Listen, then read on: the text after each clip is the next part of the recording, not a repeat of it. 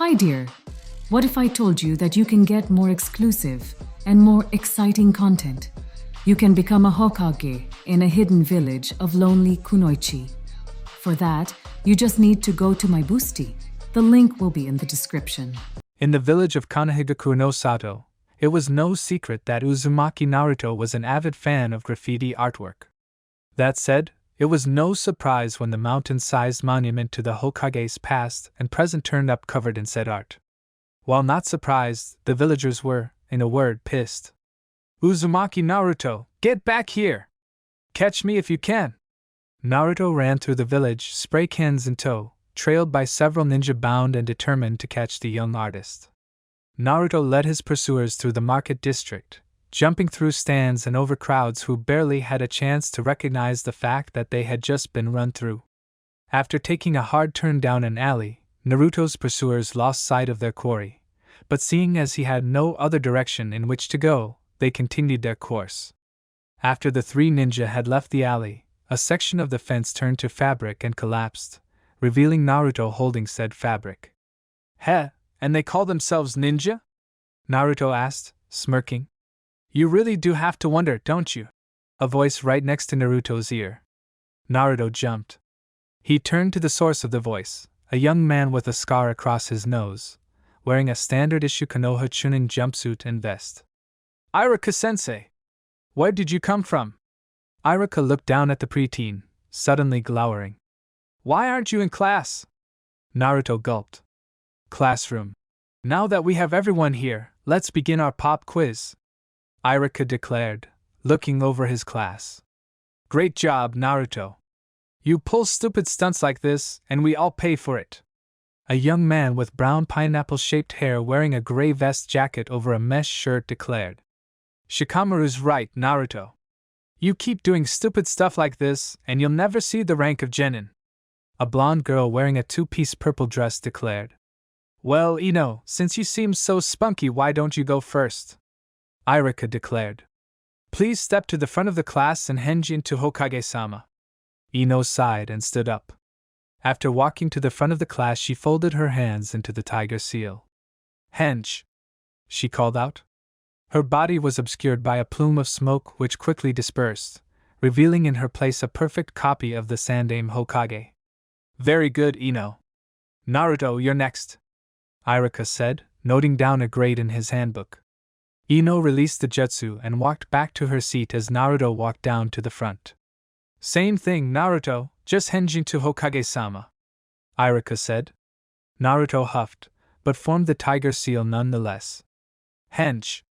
Like Ino, Naruto was obscured by a cloud of smoke. When it cleared, however, a perfect copy of Sandaime Hokage did not appear. The elderly leader's face and height were correct, but the large coat, by tradition white, was the same bright orange that graced Naruto's jumpsuit, and the three-cornered hat, normally bearing the kanji for fire, now bore the symbol for fox. Iruka stared at Sandaime. Sandaime stared at Iruka. Both blinked. "Naruto!" Iruka started. Sandaime looked on in anticipation. "It needs work," Iruka finally concluded, noting Naruto's grade down in his handbook. Naruto sighed as he walked back to his seat. At least it wasn't an outright fail, he thought. "Ha, always the dead last," a pink-haired girl mocked as Naruto walked past. Naruto felt stung at the comment but made no response. "So says the girl that can't hold a henge for more than 5 minutes," Ino mocked the pink head. Naruto looked back at the other blonde in surprise. Why is she doing this? Before any more insults could be thrown, Iruka called the next student to the floor. 2 hours passed before the class ended. Despite Sakura's prediction, Naruto wasn't the dead last in the pop quiz. He actually placed solidly in the middle of the class. However, the psychological damage had already been done, and as the students shuffled out of the building into the training yard, either to wait for parents or to head home on their own, Naruto was feeling down. As he sat down on the swing, his head was buzzing with different emotions, most dark, but one thought, different from the others, floated to the surface again. Why did Ino do that? Naruto could think of some possible explanations, such as the fact that Ino and Sakura are rivals after the same boy, so Ino's jibe was meant to belittle Sakura, and her supposed defense of Naruto was simply an unintentional byproduct. There was also the possibility that Ino was attempting to goad Sakura into doing better by comparing her to the supposed last-in-class Naruto, and that no defense of him was meant or should be inferred. But the more he thought of these explanations, the more confused he became. Neither fit perfectly, and the more he thought about Ino and Sakura's argument, the more he was forced to review his own class performance. It was far from stellar, he was forced to admit. He should pay more attention in class, but it hadn't made much difference before. When he did, the instructor seemed to demand that he get everything perfect. If even one thing was out of place, they failed him outright. Every time before, it had been all or nothing. It wasn't until he joined Irika-sensei's class that he began to get intermediary grades. While this increased his grade point average, it also gave him freedom to slack off. And the more he slacked off, the worse his grades slipped. Naruto felt himself spiraling again, into that big dark hole in the middle of his soul. He took a deep breath and pulled the headphones out of his belt pouch. A coffee shop owner had given them to him one day after he helped the man close up the shop for pocket money. Whenever he felt himself spiraling into that dark hole, the music helped pull him out.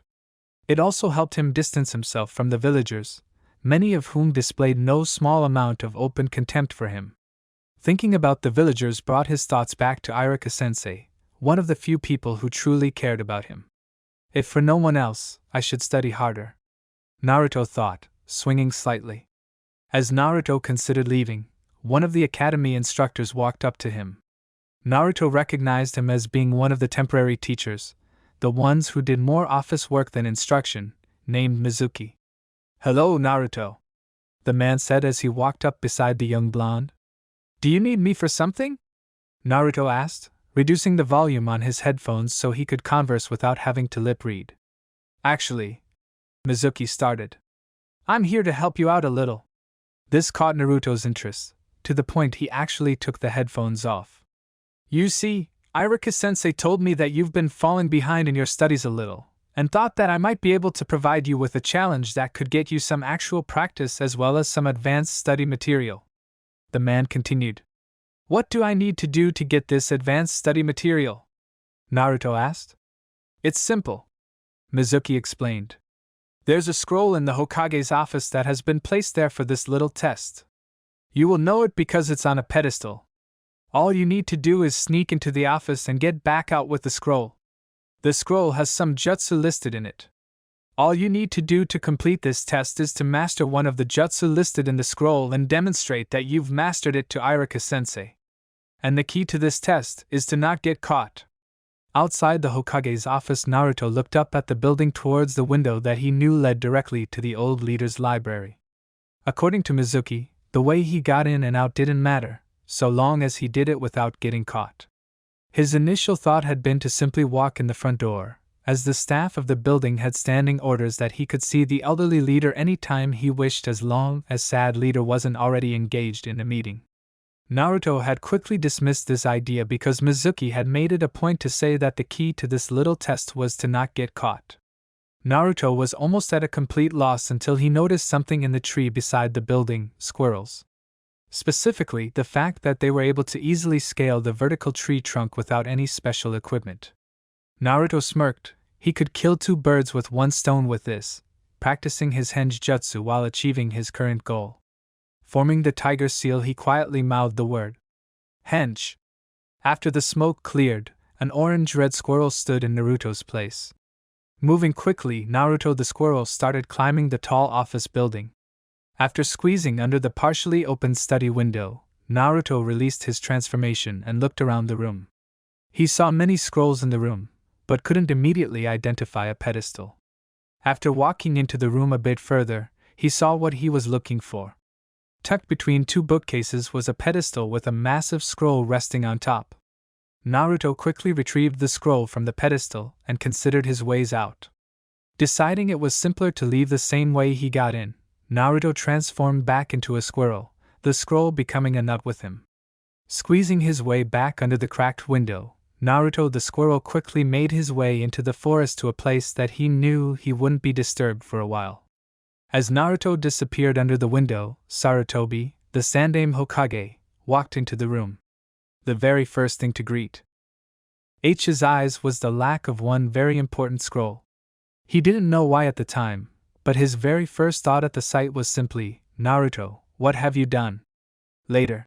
"This goes beyond some simple graffiti, Hokage-sama, the little brat has to be stopped. He's gone out of control, just let us end his reign of terror."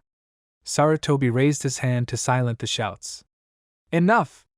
This isn't the first scroll that Naruto's borrowed from me. I suspect that he doesn't even know what he has. Find him and the scroll and bring them both back to me unharmed. Am I clear?" The gathered shinobi all straightened and replied in unison. "Hi, Hokage-sama!" Sarutobi raised his arm again, this time in a signal for those gathered to begin their search. Iruka was among them. If he borrowed the scroll thinking that it was simply a scroll with some techniques to study, he would go to someplace that he knew he wouldn't be disturbed. He wouldn't go back to his apartment. Too many people show up there unannounced. The only place I can think of that he would possibly go to is, with Naruto, the tag shack. Naruto sat the scroll down beside him as he stared at the side of the shack. No one really knew who had built this place, or why, but everyone knew that it wasn't a place to be at night, which meant that no one would come looking for Naruto there. The shack was one of his favorite places, the place where he had learned to appreciate graffiti as an art. The entire building, all four walls and roof, was covered in graffiti. Some thought that the art was from some very bored shonen, others believed it was done by a famous artist who had grown bored with his normal mediums. All Naruto knew was that it was both an incredible work of art and one of the few places he could really be alone. Sitting down, he unrolled the scroll to start looking over the techniques to see which one he should master to show Iruka-sensei. He hadn't unrolled the scroll very far before a small envelope fell from the rolled parchment into his lap. Picking the envelope up, a pin fell out of the opened container into his hand, depicting a white stylized skull on a black background. What's something like this doing in a ninjutsu scroll? Naruto thought, bouncing the pin in his hand. Immediately after the pin landed, Naruto started blinking. The world felt different somehow. As if he could hear more than he could before. Different or not, however, Naruto still needed to master at least one ninjutsu on the scroll to pass Iruka-sensei's test. Quickly scanning the first few jutsu listed on the scroll, one caught his eye. Kage Bunshin no Jutsu, this looks promising. His jutsu decided, Naruto got to work. 3 hours later Iruka found the tag shack with little difficulty. He had been several times as a child. It was here that the Sandaime Hokage had brought him shortly after his parents died, just before the man's own death. The young Chunin shook these thoughts of the past out of his head as he walked up to Naruto, who appeared to have fallen asleep next to the shack. Iruka shook Naruto's shoulder to wake him. "What do you think you're doing out here?" Naruto blinked as he came back to full awareness. Iruka-sensei? Guess you found me. Sorry, but I only mastered one technique to show you. Iruka blinked. Only mastered one technique? What is he talking about? Don't you remember Iruka-sensei? You sent Mizuki-san to me with an additional assignment to get the scroll and learn a technique off of it. Naruto answered Iruka's unspoken question. Iruka blinked again. Mizuki told him this? What was he thinking? What was he hoping to gain? Naruto looked at his sensei oddly as he got up into a sitting position. Iruka-sensei, you probably shouldn't think out loud like that. It was Iruka's turn to look at Naruto strangely. What are you dash? Iruka never got to complete his question, as just as he was speaking he could hear an odd whistling in the air. Before Naruto could say anything, Iruka shoved him to one side as multiple kunai whistled through the air and buried themselves in the side of the shack. Too bad, I had hoped to end this quickly too. Naruto blinked again, both at the knives just thrown his way and the voice in his head that sounded like Mizuki-san. Humph, it's too bad for you that you found the little bastard first, guess that means I just have to kill you too. Naruto looked up in the trees where the kunai had come from to find none other than Mizuki, wielding 2 massive shuriken and multiple smaller weapons pouches. Iruka glared at Mizuki as he pulled a kunai from the ground next to him. I can't let him get Naruto or the scroll. Naruto, take the scroll and run! Don't you want to know, Naruto? Don't you want to know why everyone hates you? Mizuki taunted. I can't let the brat run. It was a pain just to track him down the first time. Naruto blinked as he grabbed the scroll and started crawling backwards into the shack, as if trying to draw strength from the graffiti he loved painted on its walls. What are you talking about? Iruka's eyes widened in fear. He wouldn't dare. Don't listen to him, Naruto. Just run. Just for interfering, you idiot. I'll make sure that even if the two of you survive, he'll never trust you again. Don't you know, 11 years ago, what happened to this village? That the Yondaime defeated the Kyuubi? But that's not the whole story, because even he couldn't outright kill the Kyuubi. Do you know what he did? Iruka got to his feet, screaming. Don't say it, Mizuki! Mizuki smirked, an evil glint in his eye. He sealed the fox. He sealed it into a newborn child. Do you know what child he sealed it into? Naruto started shaking. He didn't know where this was going, but he knew, from Mizuki's other voice, that it wasn't going to end well. He didn't know why, but he shook his head in a clear indication of no. Mizuki's smirk widened as Iruka's eyes widened further in fear. No, don't say it. Mizuki drew to his full height while glaring down at Naruto. You! He sealed the fox into you. In other words, you are the Kyuubi. That's why everyone hates you.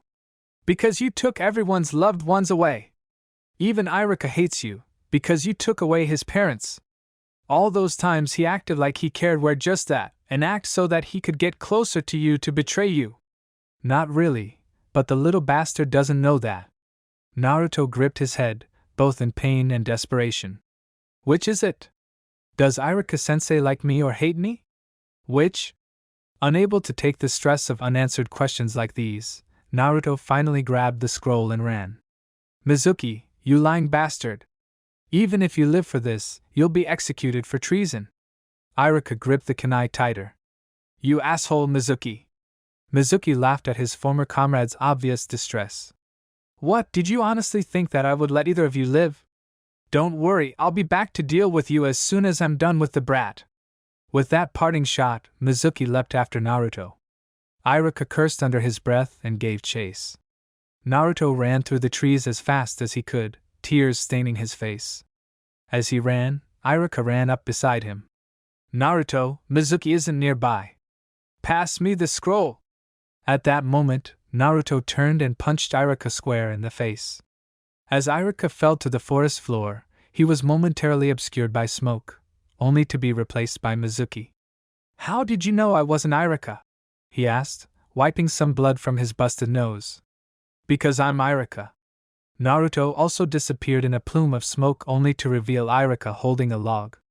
If you thought I would let you get away with what you've done to Naruto, you're sorely mistaken. Mizuki stood back up, pulling one of his giant shuriken into battle position.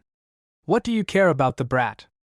After all, he is the fucking fox. He killed your parents, for crying out loud.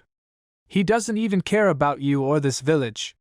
Once he gets back to the village, he'll just use the jutsu in that scroll to destroy everyone.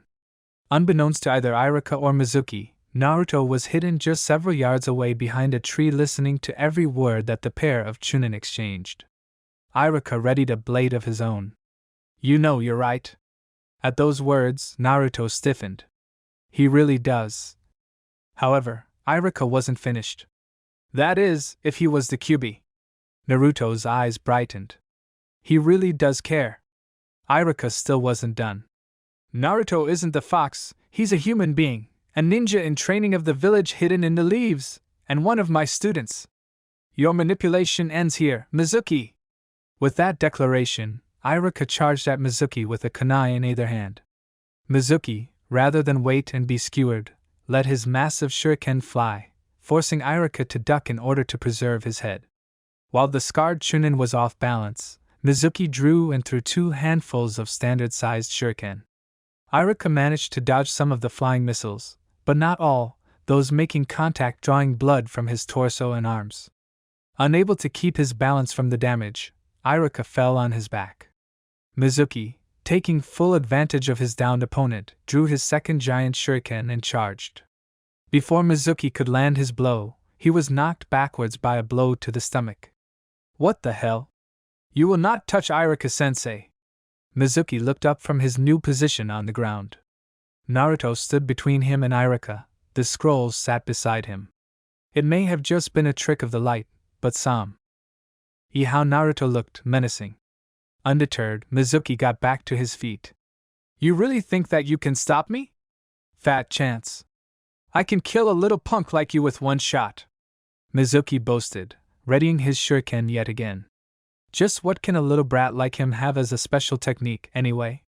Since you asked, I'll show you. I was saving this to show Irika-sensei, but I think you could use the ass-kicking more. Naruto shouted. Mizuki stopped for a fraction of a second. Since I asked? What did he mean? Naruto formed a single-hand sign. This is what I mean. Taiju Kage Bunshin no Jutsu. As Mizuki watched, hundreds, no, thousands of Narutos appeared throughout the clearing. As one, all the Narutos called out. What's the matter? I thought you were going to kill me in one shot. Since you're not coming to me, I'm coming to you. The beating was fairly straightforward after that. After Mizuki was neutralized, Irika called Naruto over. I'm in trouble, aren't I? Naruto stated simply. No, Irika replied. I'm actually impressed.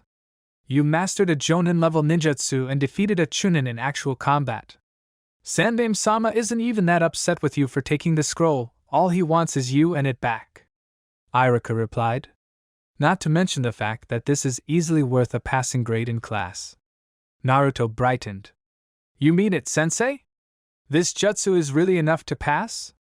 Irika's eyes widened in surprise yet again, but he covered it well. Naruto, let's go back to the Hokage. As for passing, I'll definitely consider it. Hokage's tower after the scroll had been returned, the ninja had been recalled, and the ANBU had arrested Mizuki, or the bloody pulp that called itself Mizuki. Sarutobi finally got a chance to talk to Naruto privately.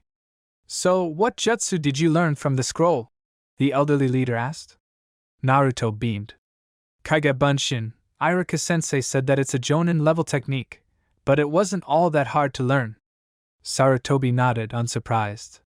The Arc of the Shadow Doppelganger was a costly technique that split the user's chakra evenly amongst the clones.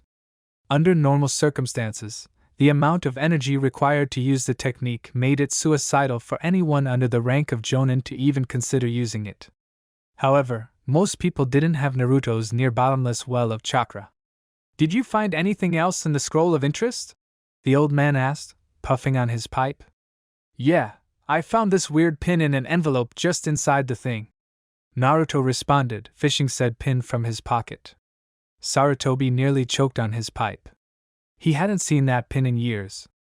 In fact, the last time he had seen it had been just before he came out of retirement, when the original owner of the pin had placed it in the envelope that Naruto had found it in. When you touched the pin, Naruto, did anything odd happen? Sarutobi asked hesitantly. Naruto considered the question. Yeah, when I flipped the thing, it was like something around my mind disappeared, and I could hear more than I used to. Sarutobi sighed. He had been afraid of that. Naruto, you're not hearing anything. What you're hearing are other people's minds, their thoughts and emotions. Naruto's eyes widened a little. So, you mean that everything I thought Irika-sensei and Mizuki team were saying was really? Sarutobi nodded. That's correct, those were what they were thinking. Naruto looked quizzically at the old man. Why can't I hear you, though? Sarutobi smirked. That's because you're simply too weak right now. Your mind is just like any other muscle, it needs to be exercised. For the moment, you're too weak to read, or rather scan, any thoughts but the most unguarded of ideas and emotions. In time, you'll likely be able to scan any mind you wish. In the meantime, you'll likely want some way to start keeping thoughts out of your head. Why would I want to do that? Naruto asked. Sarutobi smiled again. There are some things that you may not want to know, and people are entitled to the privacy of their own minds. Not to mention, I've seen people go mad from abilities similar to yours who took no precautions to defend their own minds from the tidal wave of information. Naruto took the advice in stride. So, what do you recommend? Sarutobi's smile widened. For that, there's someone I'd like you to meet. Konoha Market District. You want me to meet a coffee store owner? Naruto asked, a bit incredulous. This coffee store owner is a bit different from most, was Sarutobi's answer. Naruto shrugged, deciding that the old man had yet to steer him wrong, so he walked in the door. Hey boss, what can I get you tonight? Naruto stopped dead in his tracks. It was the same shop owner that had given him his headphones. As he tried to get his mouth working again, Sarutobi walked in the door and placed his hand on Naruto's shoulder. Hello, Tsunade. Tsunade Hanakoma smiled at the elderly leader. It's been a while, Sarutobi. Here for your regular? Not tonight, Tsunade. I'm actually here for your other skill. Hanakoma frowned a little. So, who's the unlucky soul?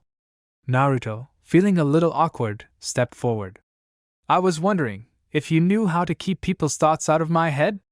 Hanakoma looked Naruto over. Actually, boss, you've already got my best move in that department. Sarutobi frowned.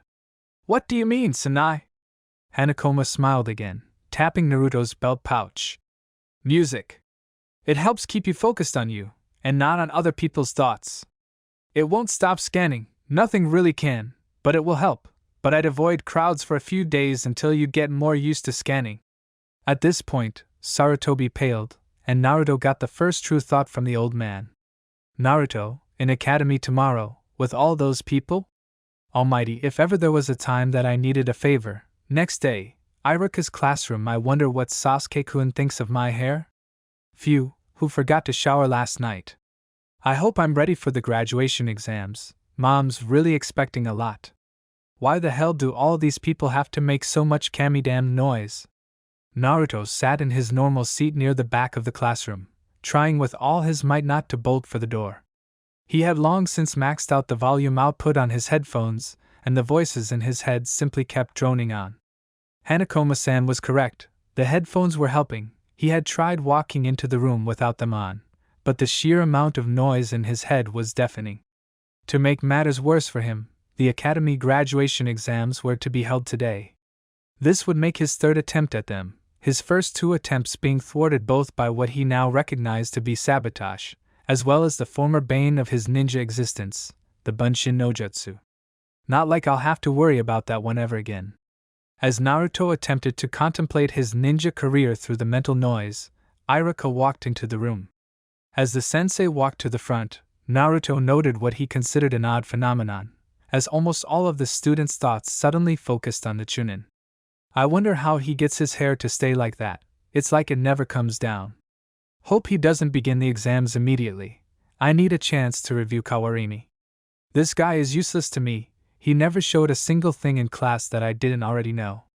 Naruto's eyes flashed angrily in the direction of this last thought. After all, Iruka did save his hide last night. To his complete surprise, however, the origin of the thought was none other than the class's supposed genius, Sasuke.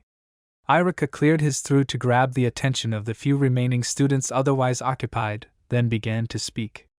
Well, the time has come for the graduation exams. I hope each of you studied hard, because this is your shot into a true ninja career. Now, as I call you down, please proceed into the exam room with the proctor who will test you on the basics of ninjutsu, genjutsu, and taijutsu. First up, Aburame Shino. As Shino walked into the back room, Naruto could feel the overall vibe in the room literally change from chaos to one of excitement and fear. The feeling was overwhelming. Having no choice but to ride out the thoughts and emotions, Naruto again attempted to raise the volume before turning to his scattered notes. Might as well try to review. After what felt like an eternity, only Naruto and Ino were left in the classroom. Uzumaki Naruto, please step back into the test room, Iruka called. Naruto complied, not exactly happy to leave the now relatively mentally calm room. As he passed Iruka, he received one thought that was intentionally directed at him. Good luck. Naruto entered the exam room. There were two proctors, Chunin that he had seen before in the Hokage's office but didn't know by name, one sitting behind a long table that had both test results and two leaf headbands remaining.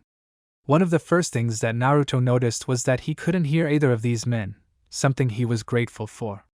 Alright, kid, let's start with the taijutsu test. You just have to last for 5 minutes in the circle on the floor, obviously better points for a better performance in the fight. Ready? Naruto looked at the circle, then at the Chunin he was going to fight.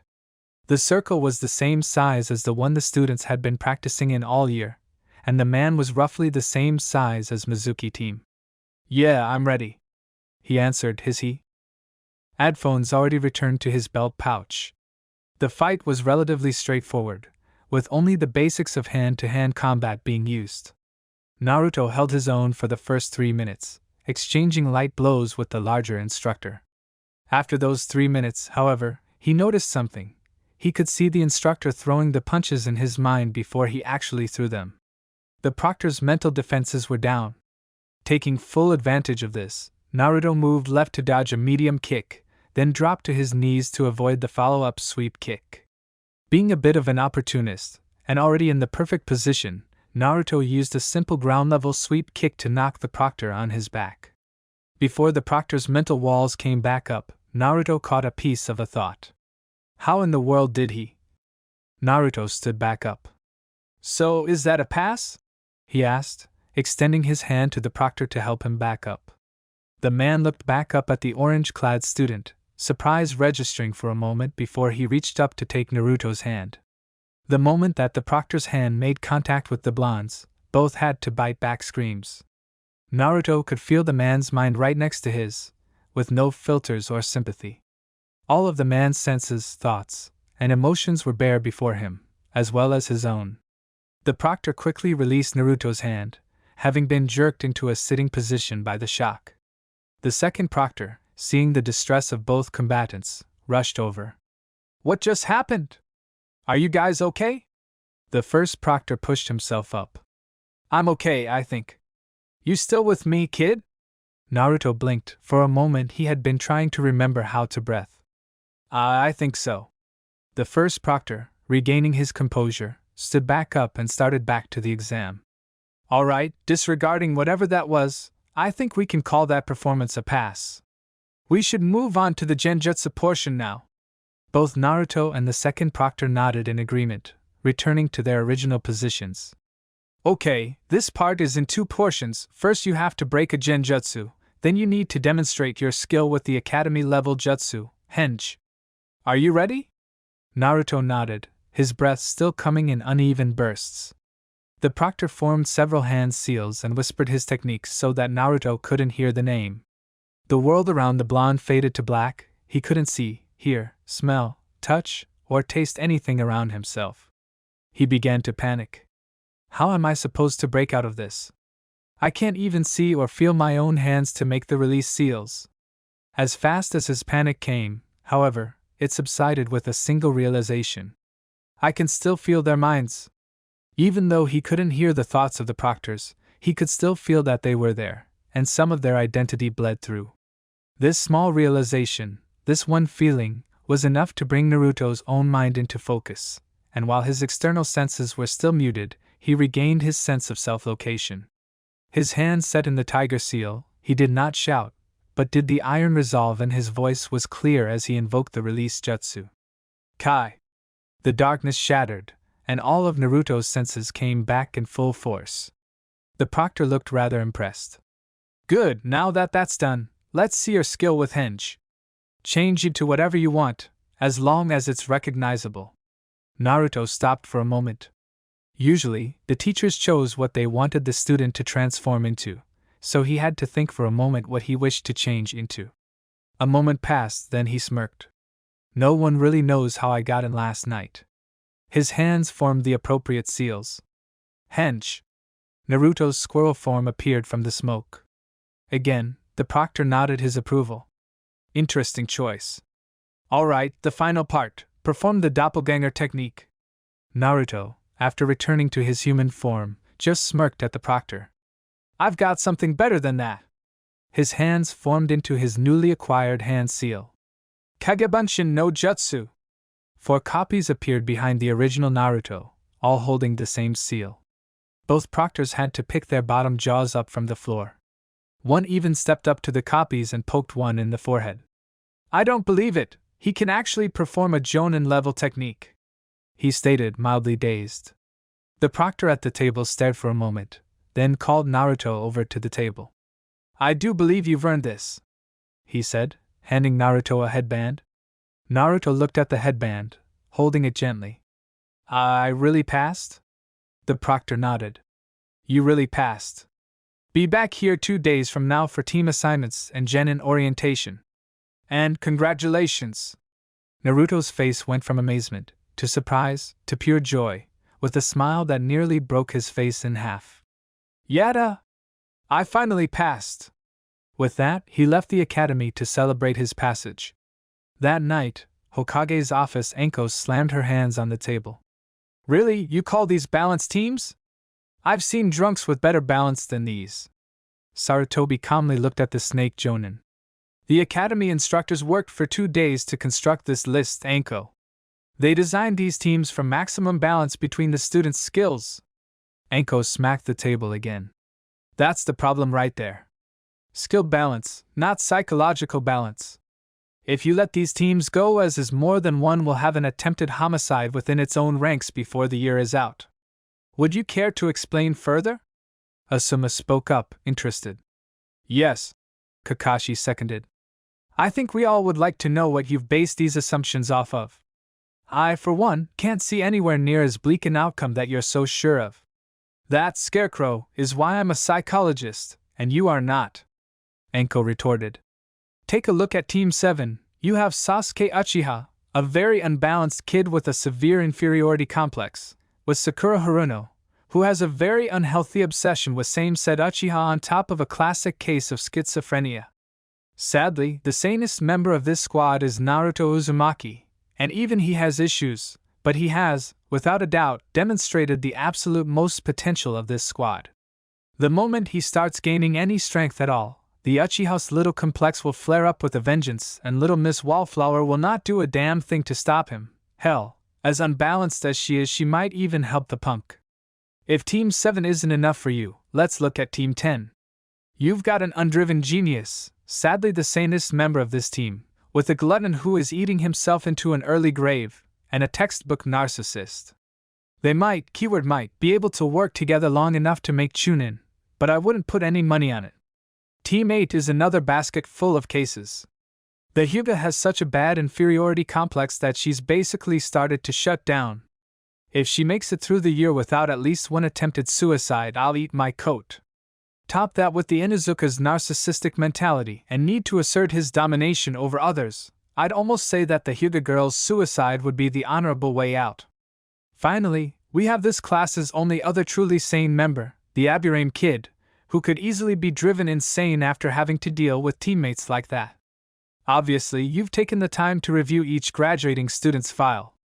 So what is it that you suggest? A group therapy session for all of them before you even consider them fit to be genin? Kakashi asked with no small amount of sarcasm. What teams do you suggest, Anko? Sarutobi asked before the snake mistress could make a biting comment in response to Kakashi's sarcasm. Anko leaned back. Well, since you asked, I suggest this: Uzumaki, Nara, and Yamanaka on Team 10, Uchiha, Inuzuka, and Haruno on Team 7, and Hyuga, Akimichi, and Aburame on Team 8. Nara and Uzumaki are natural balances to one another, and the two could easily handle Yamanaka when she gets out of line. Inuzuka and Uchiha are so naturally different that they wouldn't really give a damn about who's top dog, so to speak, and Haruno wouldn't exactly be an easy outlet for Inuzuka's testosterone levels. Finally, Akimichi and Aburame are calm and quiet by nature, an easy environment for a gifted teacher, Nai-chan, to get Hyuga out of her little shell. You honestly believe that these so-called teams will work? Kakashi asked, unbelieving. I like it, Asuma stated. For once, teams that I don't have to watch over my shoulder to make sure they're working and not quietly trying to slip a knife into each other's ribs. I'm in agreement, Kurenai added. We've focused on balanced skills for so long, and watched the number of graduates plummet, it's a wonder that no one thought of this sooner. It is settled then, Sarutobi stated, putting his pipe down. I will inform Irika of the changes tomorrow morning before the final session. Sir, I protest, Kakashi began. Sarutobi cut him off.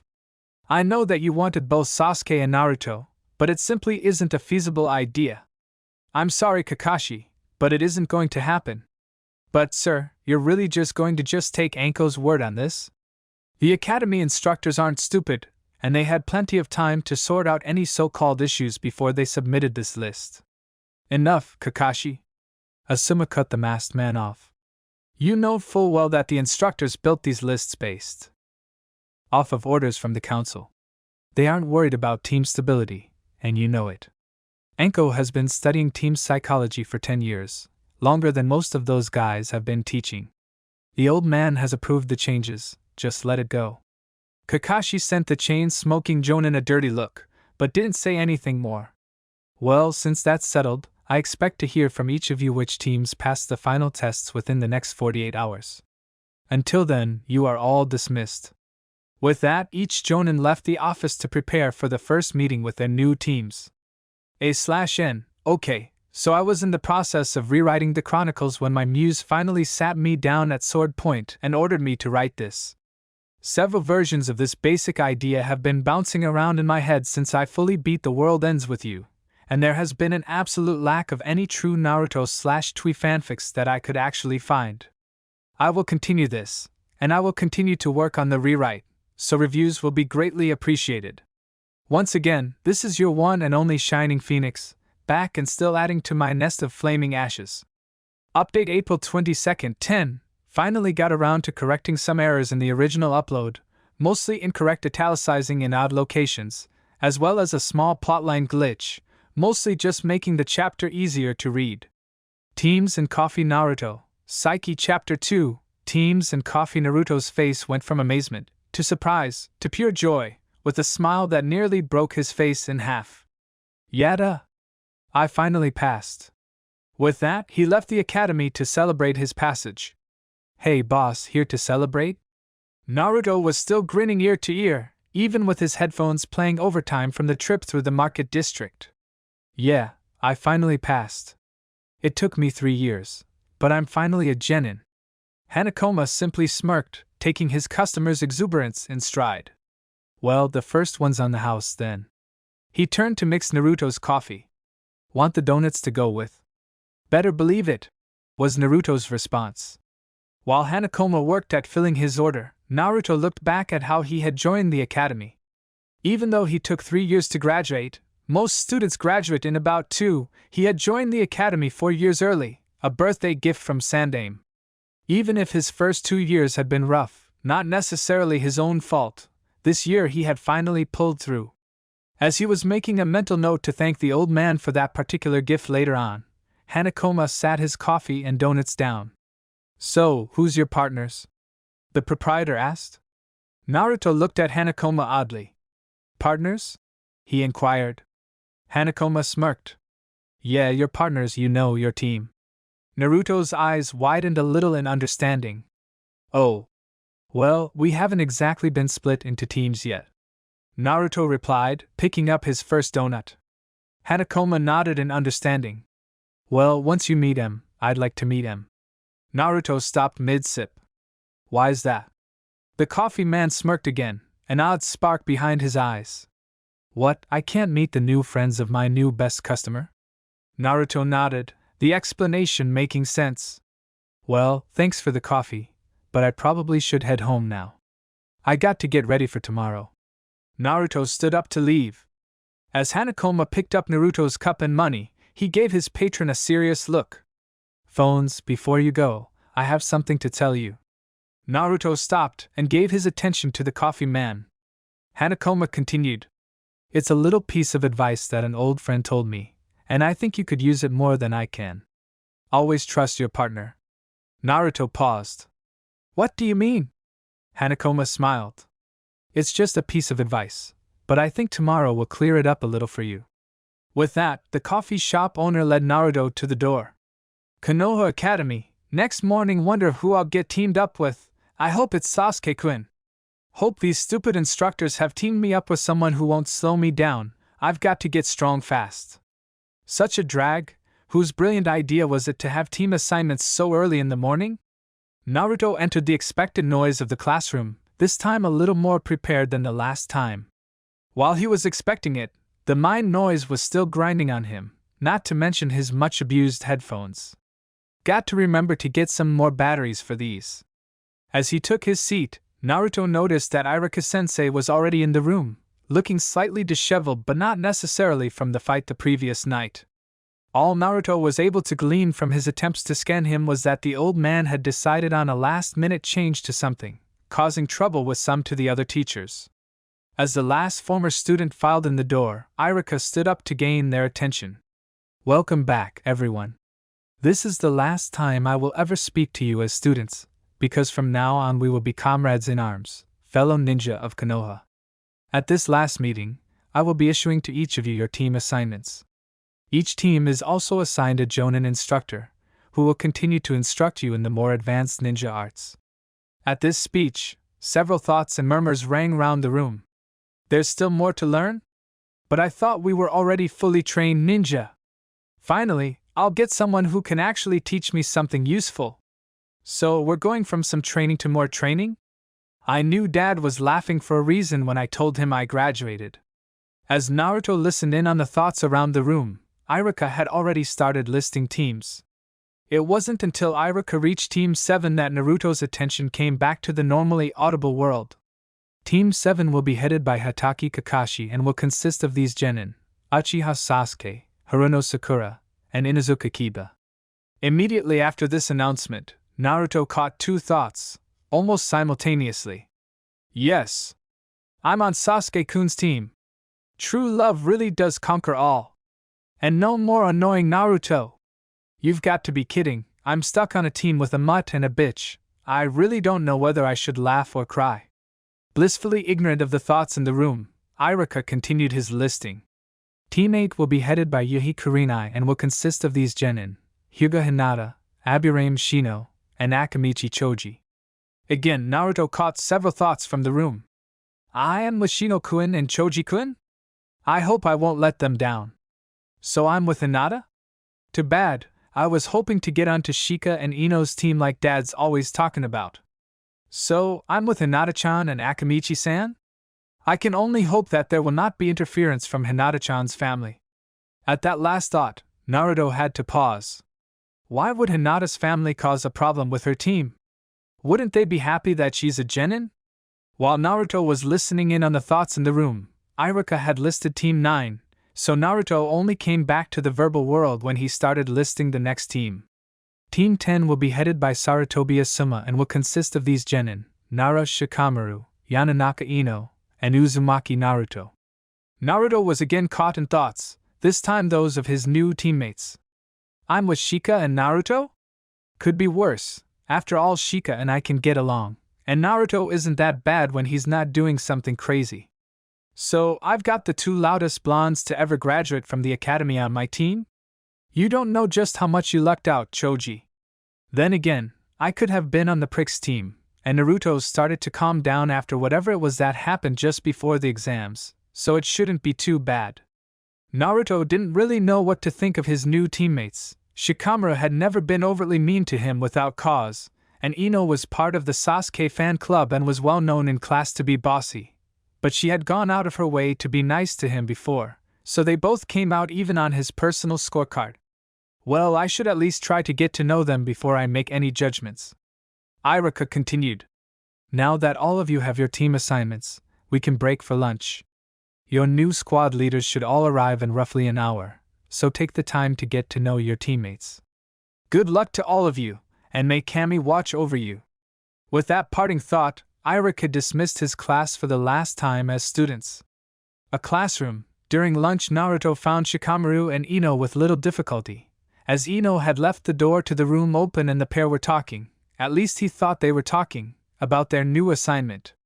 As he walked in the door, he made a knocking motion against the door frame. Am I late to the party? Ino turned from the conversation. There you are. We were just talking about the team, you know, our new sensei. Naruto nodded his understanding. Sarutobi Asuma. I can't say that I know him. Shikamaru turned toward the window. Not surprised, that guy likes to keep a low profile. Naruto turned to Shikamaru. So you already know him? Shikamaru turned to face the headphones wearer. Pardon? Asuma-sensei, you said something about him keeping a low profile. I didn't. As Shikamaru started, he noticed something, the subtle hiss of heavy metal pumping out from under Naruto's headphones. He can't hear a thing under those. How could he even hold a conversation with those? No, that's it. Shikamaru paused. Can you hear me, Naruto? Naruto gave Shikamaru an odd look. Of course I can hear you, I'm talking to you. It was Ino's turn to give Naruto an odd look. Naruto, Shikamaru didn't say anything. Before Naruto could respond, Shikamaru spoke up. Yes, I did, just not verbally. Ino looked confused. What do you mean, Shika? In response, Shikamaru turned back to Naruto. You can't hear a damn thing under those headphones, can you? Naruto still looked confused. What do you mean? I can hear you just fine. Shikamaru shook his head. No, what you think you're hearing is our thoughts. Like I said, you can't really hear a thing with those things turned up that loud. Ino looked mortified. Are you saying that Naruto can read our minds? Naruto suddenly found the floor very interesting. Sort of. I can hear whatever someone is actively thinking. Ino relaxed. So you can't just break into someone's head and rip their memories or anything? Naruto shook his head. Not that I'm aware of, unless you're actively thinking about a memory. I can't hear or see it. Shikamaru looked at Naruto for a moment. About 2 nights ago, that's when you got this power, right? Both Ino and Naruto looked at Shikamaru. What makes you say that? Naruto asked. Because that's when you first showed up to class with those things on. I wasn't paying very much attention to it at the time, but you also had this really odd pained expression on your face the whole time, like there was too much noise in the room, even when nobody was talking. Ino just shook her head. Okay, now that we've established that Naruto is a freak, what do you know about Sensei? Shikamaru shrugged. Can't say that I know a whole lot. Guy's a good shogi player, an evil poker player, and is smoking his way into an early grave. Ino simply stared, while Naruto shook his head. So you've met him before. Where at? Again Shikamaru shrugged. Monthly shogi tournament at my parents' games store. Well, now that you guys have come to an understanding, why don't you meet me up on the roof? All 3 newly minted genin nearly jumped out of their skin. Asuma smirked. No matter how many years pass, that just never gets old. A/N. Thank you everyone who noticed the italics switch in the last chapter. I can't say what caused it, but I will be on the lookout for it in the future.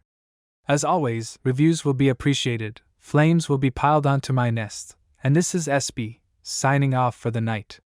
A Simple Assignment Chapter 3. A simple assignment. The task they had been set was relatively simple. Obtain a photograph of Hatake Kakashi without his mask. Really, how hard could it possibly be? Naruto found the copy ninja without much difficulty. Asuma had told him that the man enjoyed adult reading material, so he simply followed the thoughts to the local adult bookstore. Kakashi was walking out just as Naruto approached. Pardon me, but is your name Hatake Kakashi? Naruto asked. Kakashi looked at the kid over his latest purchase. Short, blonde hair, whisker marks. Wait, he's one of the new graduates. What's he doing here? Possibly. What do you want? Naruto held up a disposable camera. Well, if you are, I just need a photo of you without your mask on. For some reason, my new sensei wants it. Kakashi continued to look at Naruto over his book. A sensei really made getting a photo of me a mission? Well, I'll have to give her points for originality. Sorry kid, but I really don't feel like giving Kurina any jack-off material today. Naruto really had to pause. Between the thoughts and images running through Kakashi's head, to the actual line he had just delivered, the poor genin was thoroughly confused. One thing, however, was still perfectly clear to the new ninja. Kakashi had refused to cooperate under his own free will. Therefore, it was time to take action himself. Naruto began to turn away. Fair enough, was his simple statement. It was Kakashi's turn to pause, his visible eye blinking. Really? No. In a flash, Naruto had jumped to Kakashi's face height, grabbed the mask with his free hand, and prepared his camera with the other. Kakashi had only a single second to react, but it was all he needed to grab Naruto's jacket and fling the rookie ninja across the alley. A quick glance in the mirrored window of the bookstore revealed the damage to his precious mask, a small tear that rendered his nose visible, but little else. Kakashi returned his gaze to Naruto. Okay, kid, you get points for originality and a better-than-average plan B, but you're not getting a photo of me. Naruto picked himself up off the ground, stripping off his now ripped jacket. Damn it, that was my only one. Sorry, but you haven't even seen plan B yet. As Naruto delivered his declaration, two shadow doppelgangers jumped out of the dumpster behind Kakashi and grabbed his arms, while the original again jumped forward to grab the mask. Kakashi again reacted without thinking, this time kicking the young rookie backwards before spinning to dislodge the two clones. Okay, I can't tell if this kid is brilliant or just crazy. That almost worked. Time to get rid of this little runt before he actually gets lucky. Kakashi viewed his opponent with a serious light in his eye this time. Naruto took up a ready stance. The images the Cyclopean Jonin had in his head were not filling him with confidence. Even though he could see the man's move ahead of time, Naruto lacked the speed and coordination necessary to dodge a fully trained Jonin's attack.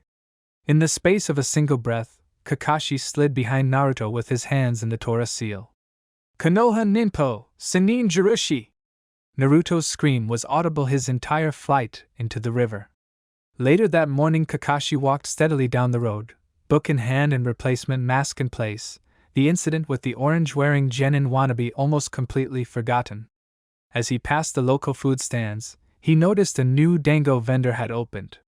Deciding that dango sounded like a good idea at the moment, the Cyclopean Jonin stopped to order a few sticks from the blonde-haired girl behind the cart. Ino couldn't believe that her simple trap had worked. The Jonin had actually been interested enough to stop. Now all she had to do was spring her trap. Would you like to try some, sir? It's our family's secret recipe. Kakashi smiled underneath his mask. Girl's pretty enough. If she were about 7 years older, I'd date her. Come to think of it, she looks familiar. Sure, I'll take a stick, was all he said. Ino hid her smirk as she bent over to retrieve the treat. As she grabbed the treat, she also tripped a hidden wire underneath her stall with her foot. The wire triggered a small blow fan just to the loft of Ino's head, blowing flour all over Kakashi's face. Ino feigned shock. Oh dear, sir! I'm so sorry. Here, use my sink to clean your face off. I insist. Kakashi really didn't know what to think of what had just transpired, but he accepted the odd girl's offer. Just as he was reaching for the brim of his mask, however, he noticed the child's obvious interest in his actions and, most specifically, his mask. Wait, didn't that kid say that getting a photo of me was a mission for his team? Instead of taking off the mask, the Jonin simply washed his face off with the piece of cloth still in place. Ino's heart sunk. Just when it was going so well, too. Later, Kakashi's apartment. Hatake Kakashi was a confused man. First the odd kid attacked him at the bookstore, then the flower girl at the dango stand. He was starting to expect attacks from every angle. He had gone to battle position every alley he had passed, palmed a kunai with every kid he passed. He had even stopped reading his precious book on the way home. Now, he was finally home and all he wanted was a hot shower and some downtime with his latest purchase. Shikamaru watched the Jonin enter the small domicile, his plan thus far going smoothly. He knew that, regardless if Naruto or Ino failed or succeeded, the target would eventually return home and, after a day as stressful as this, would most likely take a shower.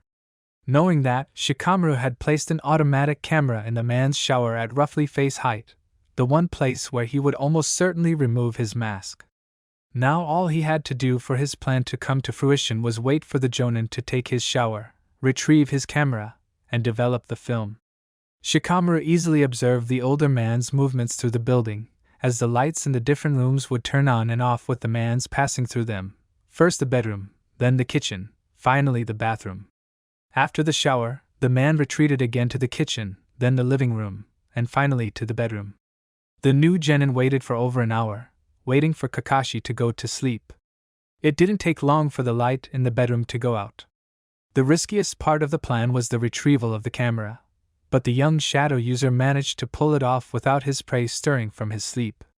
After returning home, Shikamaru immediately set out to develop his film using the family's dark room. However, after only 3 shots in, Shikamaru found that there was one tragic flaw in his plan. Steam had completely obscured his camera lens, meaning that each and every one of his photographs was nothing more than a giant blur of white.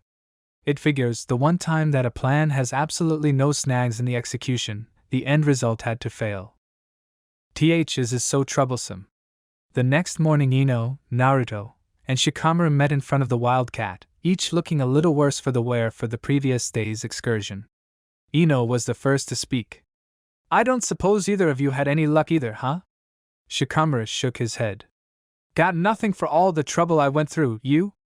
Naruto, minus his trademark jacket, shook his head as well. "No photo, just lost my jacket and a bit of my pride. The bastard has some sickening jutsu though." Ino crossed her arms and looked at the boys. "So, what are we gonna do? Asuma-sensei gave us till noon today to get the photo or he'll send us all back to the academy." Naruto shook his head. "I've got no idea. My straightforward plan blew up in my face, and both of you guys got nowhere with subterfuge, so I'm at a loss." Shikamaru put his hand to his chin for a moment, before a spark appeared in his eyes. "I might have an idea." Naruto stared at the goatee genin. "If I were anyone else, I'd say I hope you're not thinking what I think you're thinking, but since I'm not, I hope you're not serious." Ino looked back and forth between the boys. "I feel a little out of the loop here, what's going on?" Shikamaru looked at the blonde girl. "Don't worry, you're going to like this one." Back at Kakashi's apartment, Kakashi was just starting his day as his doorbell rang. "How cute, my little students are actually trying to track me down instead of waiting for me politely at our meeting spot. Guess I'll just have to teach them that sometimes it's better to follow orders than go above and beyond the call of duty." As he reached the door, he couldn't resist asking a most cliché phrase. "Who is it?" The answer actually surprised him. "Porno delivery." With an answer like that, how could he not open the door? Whatever he was actually expecting on the other side, he certainly wasn't expecting what he found. The 2 blonde brats from the day before were standing there, as well as the little brown-haired brat who was running around his house last night. Well, he couldn't resist at least one crack. "Here to egg my place for making you all fail?" Ino just smirked. "No, we're here to make sure we pass." Without another word, Ino delivered a swift kick to Kakashi's groin.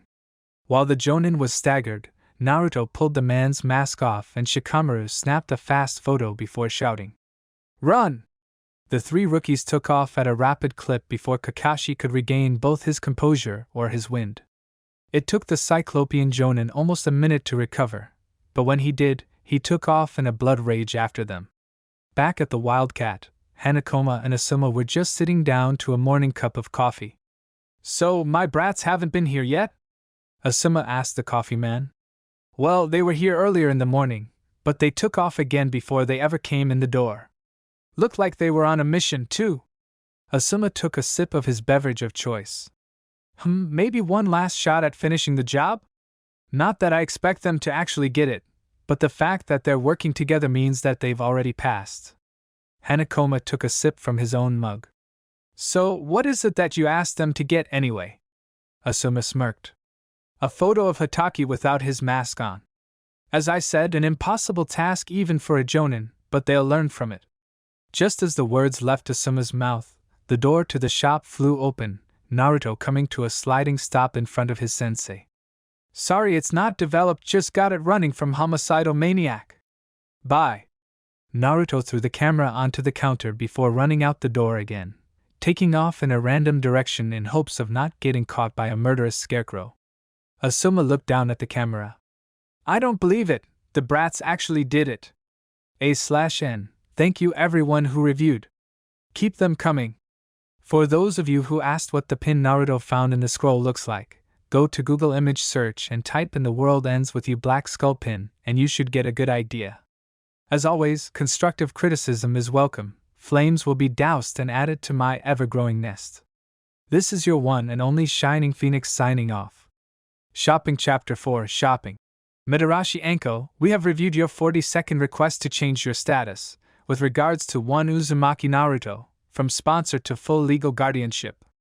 After a full review of psychological profiles, residency, and income, we have come to the conclusion that it is in the best interest of all parties to decline your request. If you have any questions or concerns regarding this ruling, please contact the counselor in charge of social services, Haruno Shizuru. Anko threw the letter across the room. You have got to be kidding me. They call me psychologically incapable of raising a child? Oh, you better believe that I'm gonna talk to this Haruno bitch. Ibiki stuck his head inside of Anko's office. I'm guessing that the council declined your request again. Anko gave Ibiki a dangerous look. I have half a mind to say fuck them, and just take the kid in without their permission. After all, the old man said yes, so why isn't that good enough for them? Ibiki simply shook his head. True, the old man did tell you yes, but let's remember that the council has been out to screw this kid since day one.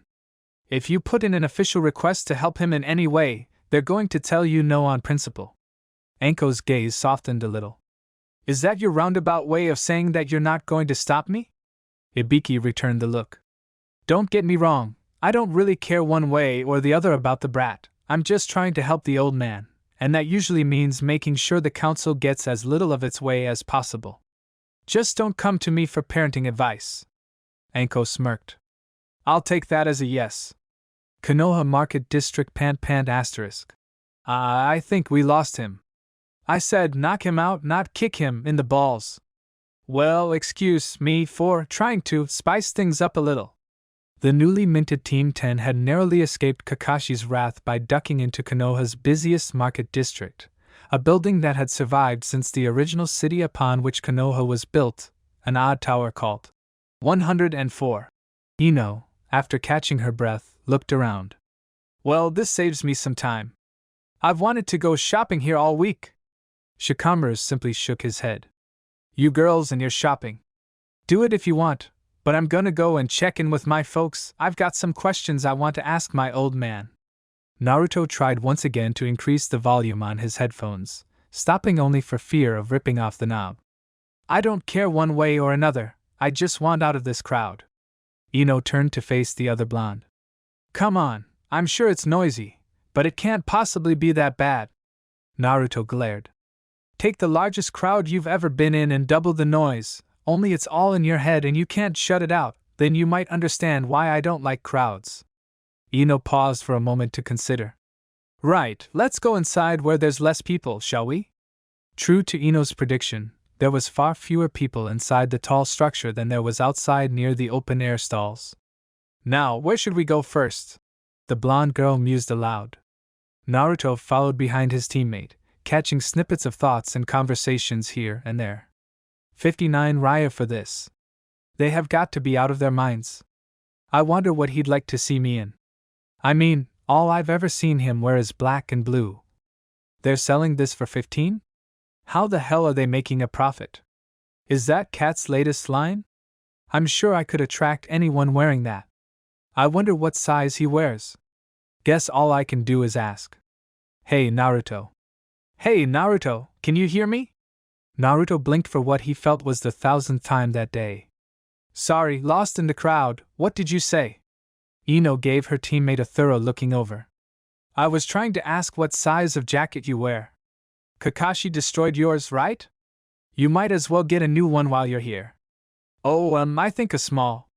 Ino continued her appraisal of the smaller blonde. A small, he thinks? In what, children's? Naruto, I don't know where you got that jacket, but I'll be blunt. I wear stuff in small, and you're smaller than me. If you want anything that fits well, you'd have to go for something like extra small. Naruto simply stared at Ino for a moment. Whatever you think works. I've never really gone shopping like this before. What? You've never gone clothes shopping? Naruto sheepishly rubbed the back of his head. Well, most of the stuff I got from Ankone-san, but that was just before I entered the academy, and she did all the shopping. Ino was absolutely flabbergasted. You're telling me that you've been going all this time with clothes that someone got you 3 years ago? Naruto tilted his head to one side. Yeah, what's wrong with that? What the fuck is right with that? Change your plans, forget the coat, we are getting you a new wardrobe. With that statement, Ino took hold of Naruto's shirt sleeve and dove into the nearest clothing vendor. Nara Gaming Supplies. So, you're saying that you don't know a thing about this? That's right. Why is it that I don't believe you? Shikaka sighed. This was positively one of the worst conversations he had had with his son. Listen, I'm really not the guy to ask about any of this, and some of it I can't tell anyone. If you want to know more about telepathy, Inoichi is the guy to ask, and Naruto is the best person to ask about himself. It was Shikamaru's turn to sigh. He wasn't used to his old man stonewalling him like this, and what was he referring to when he said he couldn't answer some of his questions? Damn troublesome blonde, you're not even here and you're giving me a headache. He muttered under his breath. Shikaku simply shook his head. Look, it's getting late, and you're supposed to meet your team for dinner, correct? You should get going. Shikamaru stood up. Don't think I'm giving up on this. I'll find out what's going on one way or another. I expect nothing less. 104 building. So, what do you think? Much better than the old one. Naruto bore an odd look on his face at Ino's question. He had just stepped out of the changing room, new clothes and all. Ino had picked out his new outfit, black cargo pants and sandals on his legs, with a kunai pouch on his right thigh and a shuriken holster on his left hip.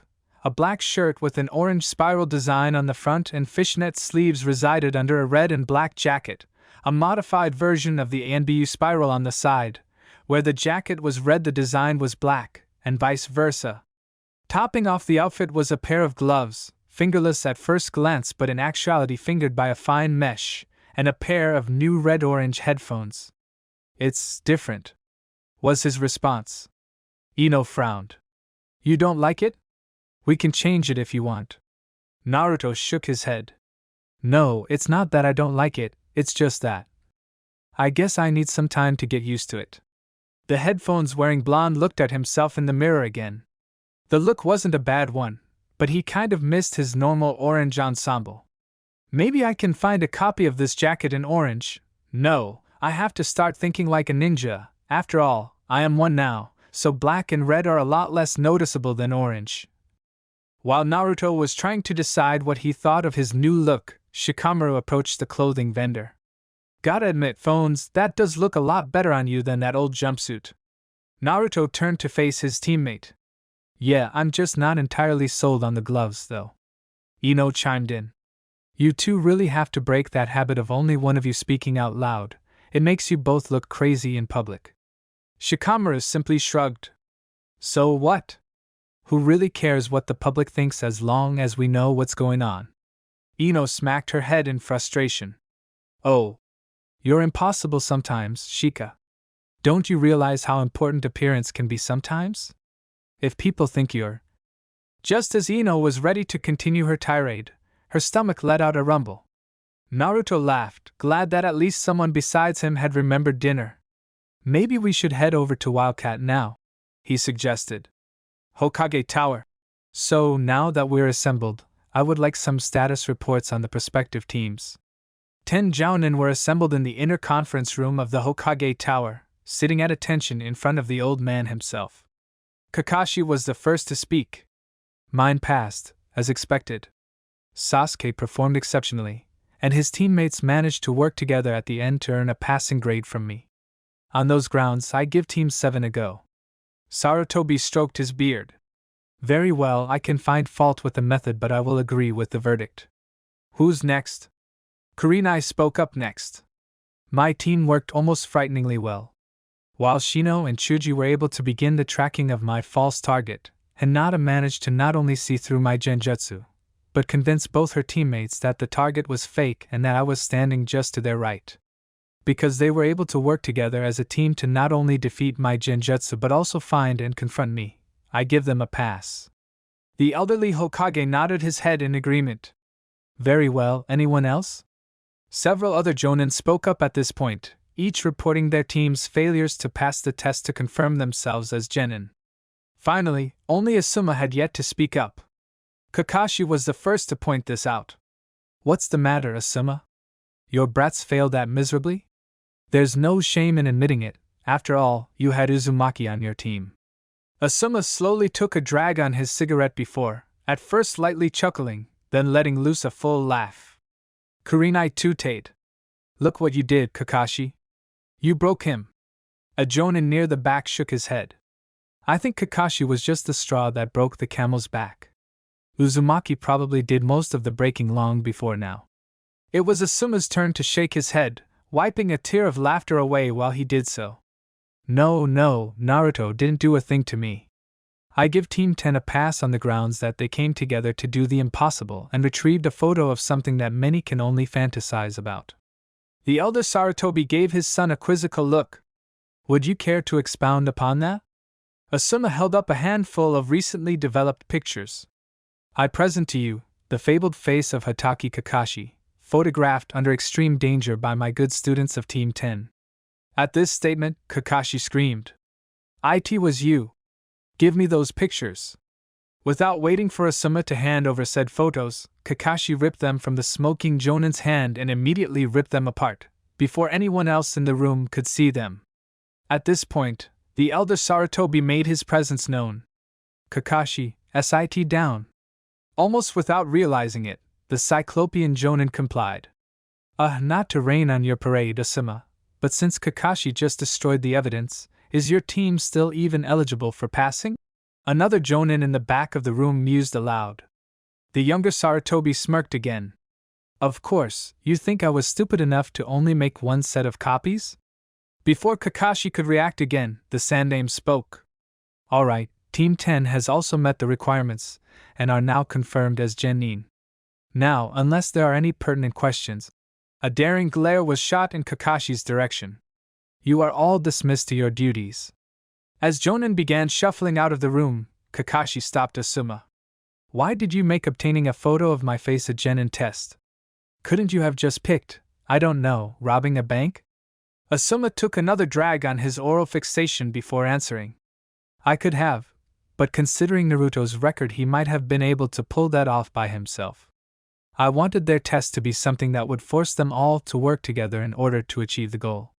All three of these kids have been raised to achieve their objectives by themselves, so by nature they won't be team players. If they were to work together, the problem had to be larger than anything any one of them could have achieved on their own. In short, I needed to give them a truly impossible task. I never expected them to succeed, that was just icing on the cake. Kakashi blinked. Asuma, you are the most logically insane person I have ever met. Wildcat Cafe. As the trio of rookie genin walked into the coffee house, Hanakoma greeted them with a smile. Good to see you, boss. These guys the partners you mentioned?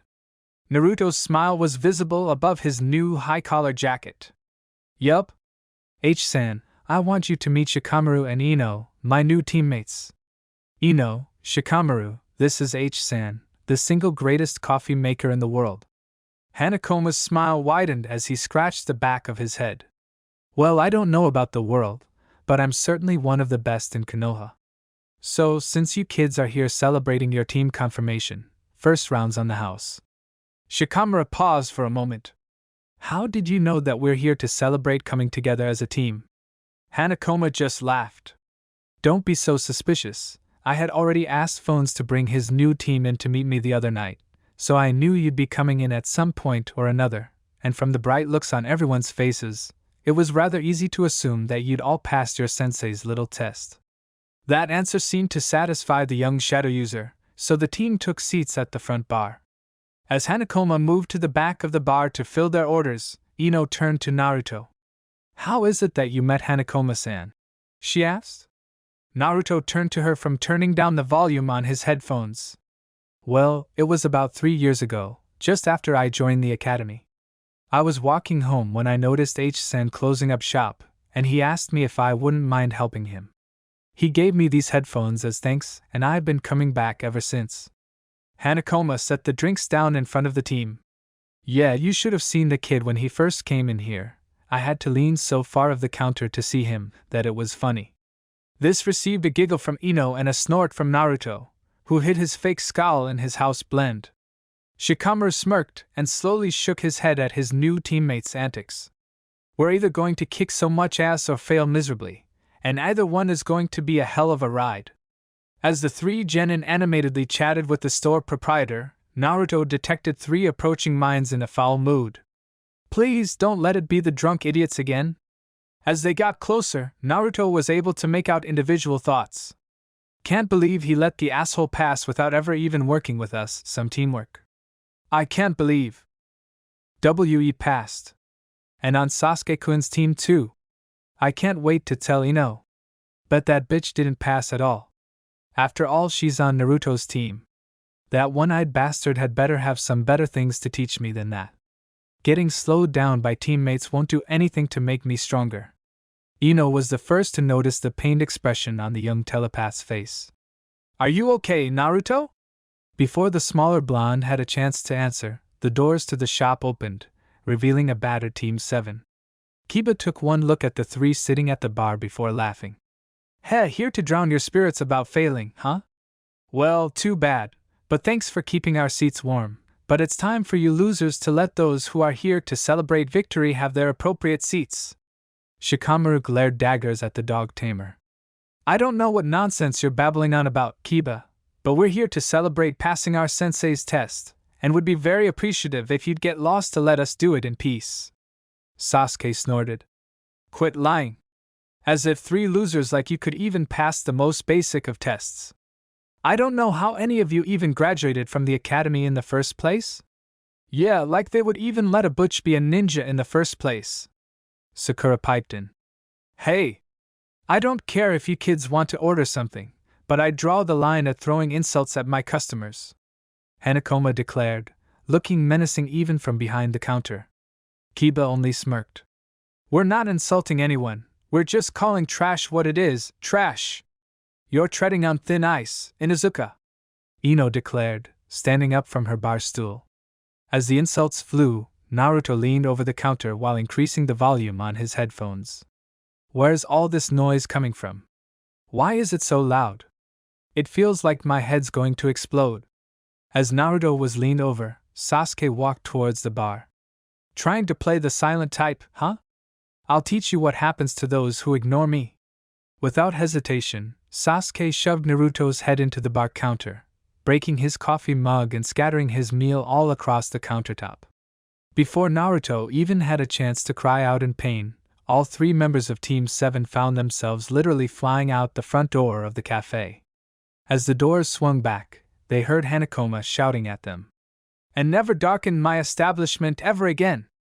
Inside the shop, Ino was helping Naruto up from where he had slid after Sasuke's attack. Are you okay? Why did Sasuke do that? Naruto accepted Ino's hand as she pulled him up. I'll be okay, he said, his voice nearly a whisper. Hanakoma swept up the broken dishes and spilled food and beverages from the counter. I'm so sorry about that, guys. If you're all up to it, I'll get you another round. Shikamaru shook his head. Sorry, that kind of killed my appetite. Mine too, Ino stated, Naruto nodding his agreement. Hanakoma sighed. Alright, you kids take care going home, okay? As the genin turned to leave, Ino tried her hand at silent communication. Do you need any help getting home? Naruto shook his head at the girl's unspoken question. I'll be okay, he promised, almost convincingly. Lacking a good reason to walk their rattled comrade home, Ino and Shikamaru bade Naruto good night as they each went their separate ways. Naruto managed to shake off most of the effects of Sasuke's irrational action by the time he made it to his apartment. I really should talk to Ankone-san, he thought as he fished his keys from his new pocket. After finding the correct key, Naruto attempted to unlock the door, only for the key to refuse to turn. Taking a closer look at the doorknob, Naruto noted that the brass appeared far shinier than it had when he left this morning. Oh, son of a... As several explicitives crossed Naruto's mind, he felt a new mind approach. Turning, he saw none other than Anko climbing the steps to his apartment entrance. Quickly moving to cover the doorknob with his back, he plastered on a fake grin to his approaching sponsor.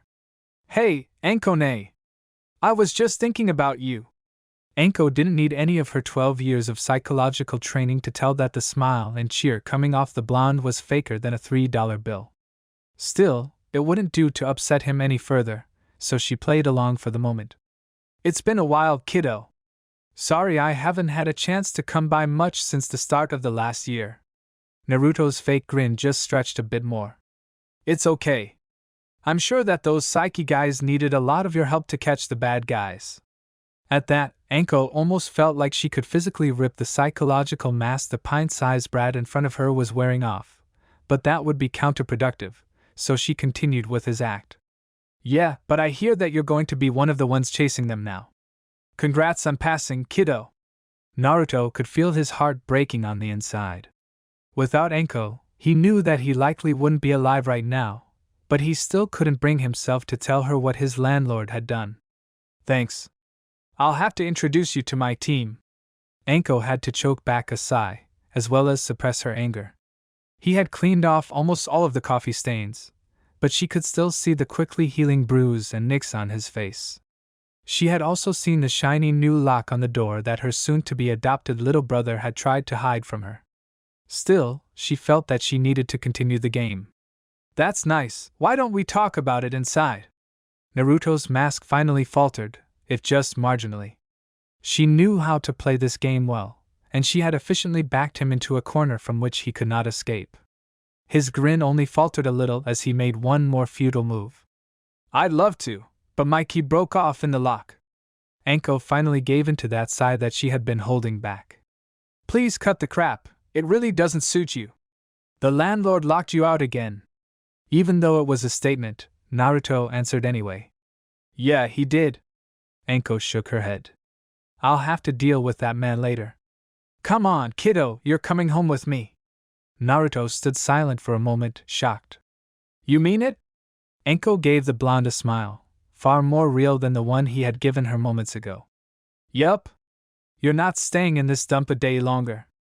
With that, Anko took Naruto's hand and led him to his new home. Missions and Memories Chapter 5, Missions and Memories. For all your so-called genius, at times like this you're still a disgrace to the clan.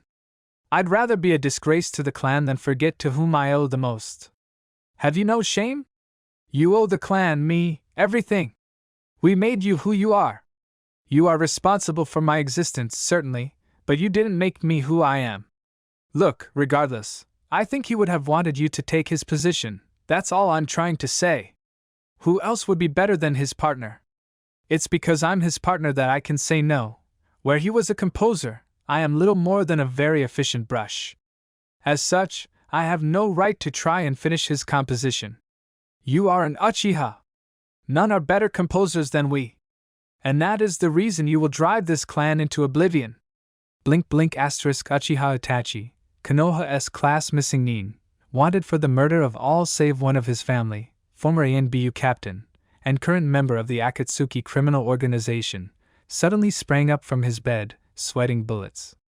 What a nightmare, to dig up that memory. Yo, Itachi, you okay?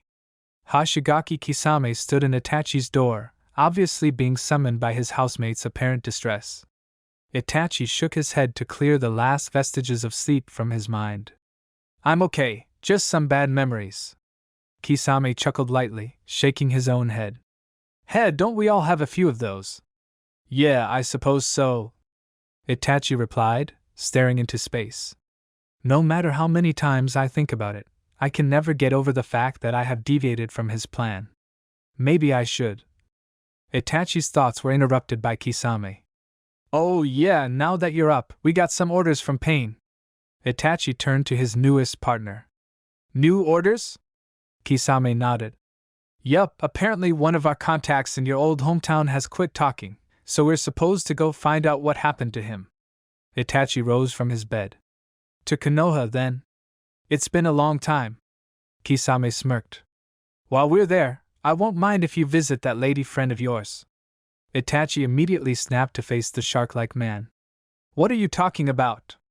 Kisame's smirk widened. Come on, it's not like it's any secret that you left someone behind. I know I did, I'm pretty sure that Deidre did. Hell, even Pain has a woman. Like I said, I won't care if you spend a lost night with her as long as we get what we need to done. Itachi's body relaxed a little. Very well.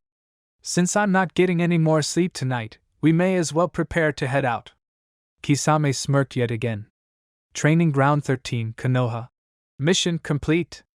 Asuma smirked as he saw his team walk into the clearing that made up their preferred training ground. Not bad at all, was his reply to Shikamaru's statement. I think catching that cat is deserving of a day off, don't you? Shikamaru scoffed in response. The only thing I care about at the moment is that was successful consecutive mission number 40. Which means, Naruto continued, that we just won the bet. Asuma's smirk threatened to become a full smile around his cigarette. Ah, the bet. I can't believe that it's only been a month and 5 days since we made it. Training ground 13, 1 month 5 days ago. Alright, now that you've passed my diabolical little test, tell me a bit about yourselves. Naruto rubbed the back of his head. Sensei, haven't you already read our files? Whatever we could tell you, you should already know. Asuma smirked. Heh, that right there should show you why one never relies on the official files. It was Shikamaru's turn to scratch his head. Okay, I know you're trying to say something important, but I'm not seeing it. Asuma gestured toward Naruto. If one were to believe the official files, Phones here should be a drooling idiot. He then gestures toward Ino. Petals here would be nothing more than a flower-obsessed egomaniac. He finally points at Shikamaru. And you would be an absolute moron. That is, if you simply trusted the official files. I'd like to find out about you from the source. I don't need your personal biography, just a general overview of what you like, dislike, preferred training methods, things like that. Fine then, if that's what you want, I don't mind going first. Ino spoke up. I like a lot of things, but my favorite things are flowers, sharp, pointy objects, and action manga. I don't like bad fashion sense, sexist idiots, and quitters. As for a training method, I like to dissect things into discrete parts and tackle it a piece at a time. And if you want to know my dream, it's rather simple. At this, Shikamaru face-palmed, and Naruto caught a snippet of thought. Not this again. Ino continued, ignorant of Shikamaru's silent interruption. I want to surpass the gods, she shouted. Asuma paused to blink at this. Well, that certainly wasn't in her official file, but it doesn't surprise me. And Noichi warned me that she had a strong motivation. I just didn't expect it to be this big of an understatement. Alright, why don't you go next, Shikamaru? Shikamaru sighed, mumbling a quiet troublesome as he began. Fine, I like games, especially strategy games, reading books, preferably those on strategy or psychology, and classical music.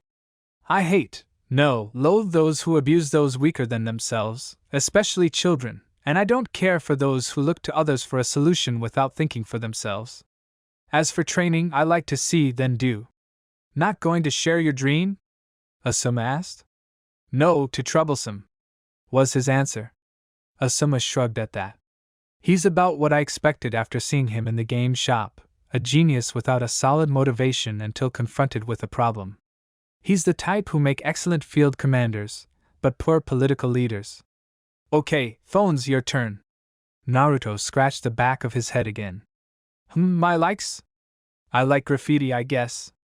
I also like music and coffee, and I do like writing from time to time. As for dislikes? Hypocritical assholes, they're definitely at the top of that list, and NATO, that stuff is just plain nasty. To train? I usually like to see, as well as look at the theory behind whatever it is I'm training in. A dream? I haven't really thought that far out yet, sorry. Asuma nodded at that. You would never see any of that in his file, and he definitely has some skeletons in the closet, but he's not that different from any other kid his age. His personality isn't fully formed yet, and it shows. But they're all just as I had initially concluded. They've come to expect there to be no one to help them but themselves, and they have adjusted accordingly. But they've also proven to me that they can work together, and that's all that matters. Alright, now that we've gotten that out of the way, I assume that you all know about missions and their rankings, correct? Receiving 3 affirmative nods, Asuma continued. Well, normally, a new genin team won't see its first C-ranked mission for at least 4 months. But I can tell that you 3 won't be satisfied with that, so I'm going to make a bet with you. Naruto perked up at this. A bet? What kind? Asuma smirked again. So, the kid's interested in gambling? Didn't see that one coming, but it could be useful if nurtured correctly. A simple one. If you guys can complete 40D ranked missions consecutively within 2 months, I'll see about getting you a C rank early. If you guys lose, however, you'll be doing nothing but training exercises for 2 months, agreed? Shikamaru looked at Naruto, who nodded, then at Ino, who reciprocated, then looked back at Asuma. We're in. Present. So, what's our big mission going to be? Guarding some noble back to his country? Protecting a shipment of weapons being brought into Konoha? Espionage against some radical terrorist group? Asuma smirked again. Ah, kid, you are so fun to be around. Sorry, phones. Most of those would be B-ranked missions. However, I will try to find you something exciting. Sound fair? Naruto deflated a little, but then straightened back up. Fair enough, he concluded. In that case, you're all dismissed until tomorrow morning. At that, the 3 genin started walking back into downtown Konoha. As they were walking, Naruto began thinking about the last month. After Anko had taken him in, things had gotten a bit better for him, and by a bit, that would be that he no longer had to deal with the nonsense from his landlord. Around town, he still got both nasty looks and thoughts from most of the townspeople, but his standing amongst shinobi seemed to have improved somewhat, as he no longer received any direct hostility from most of the higher-ranking ninja. His standing with his team, however, had improved drastically, as both Shikamaru and Ino had accepted him as both a teammate and friend. Over the last month, the 3 had not only been working on missions, but their individual skills as well. Naruto no longer feared large crowds and the associated mind noise, although he still wore his headphones everywhere as his control was still far from perfect. He had also discovered, through hard experience, that by skin-to-skin contact with someone, he could directly interact with their mind, not always a pleasant thing. By a happy accident, he had also discovered a few new uses for Kage Bunshin, such as the move's ability to transfer memories to the original. Ino had proven herself to be the most taijutsu-oriented of the 3, and her love of action manga was shown in her inventive self-taught style of martial arts.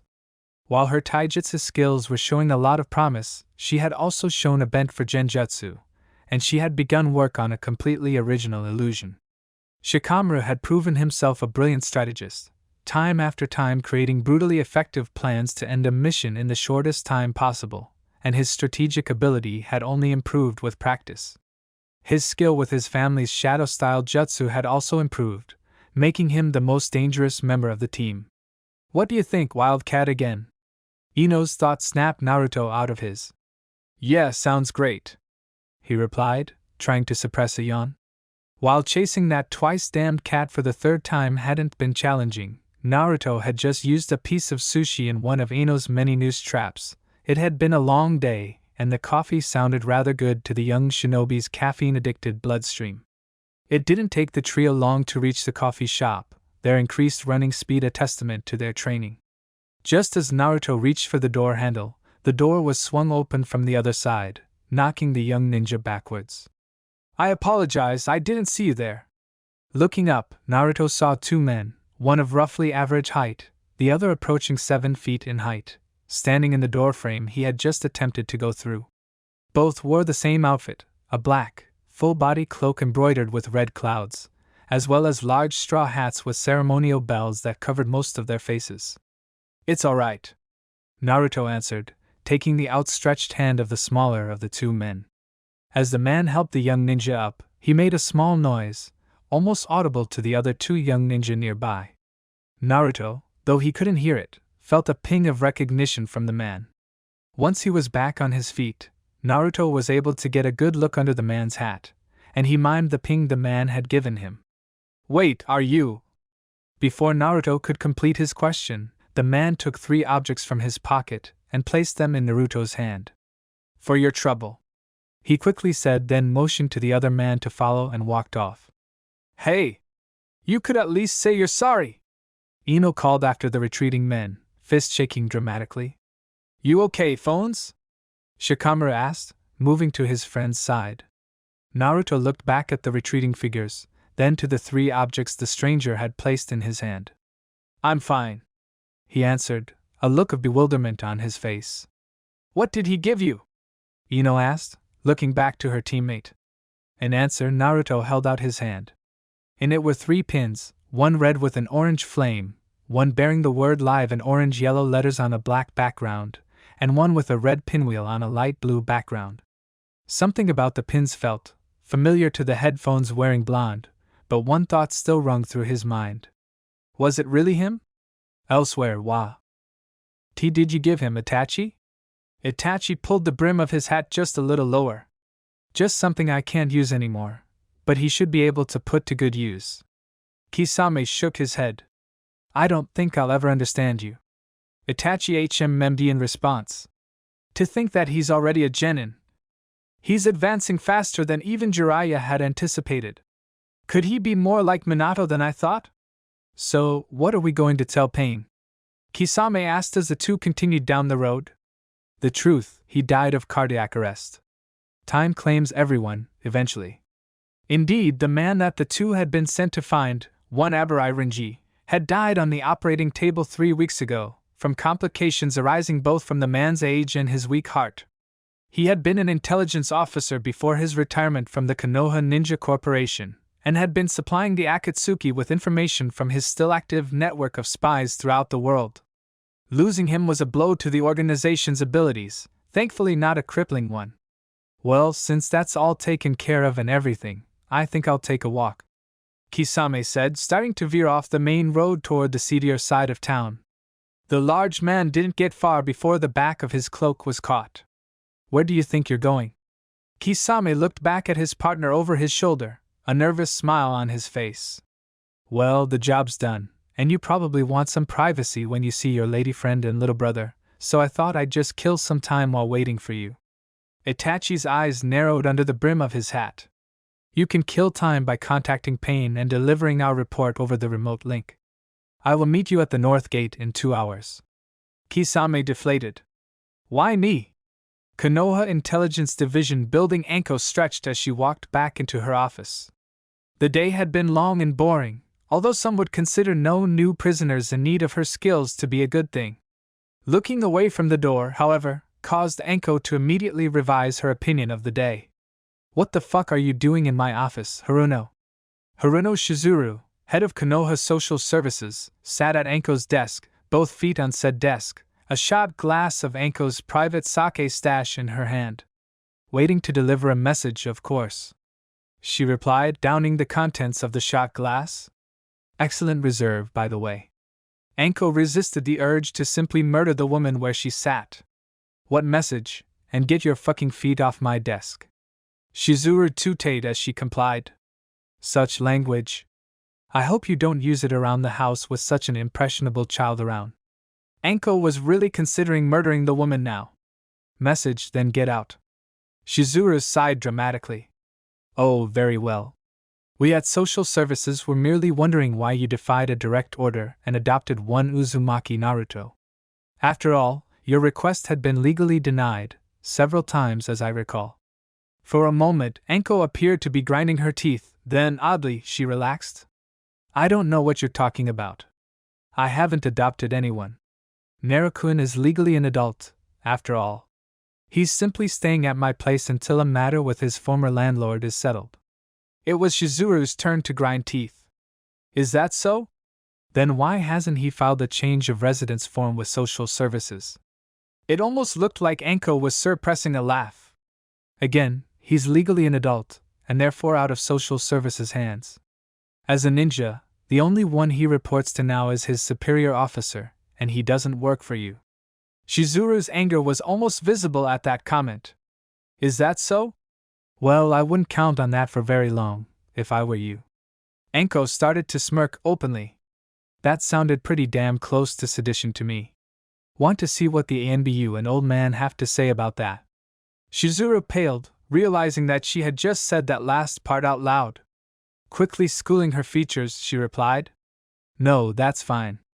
Just remember, defying the council can be more dangerous than you think. Standing up, Shizuru brushed past Anko as she quickly left the room.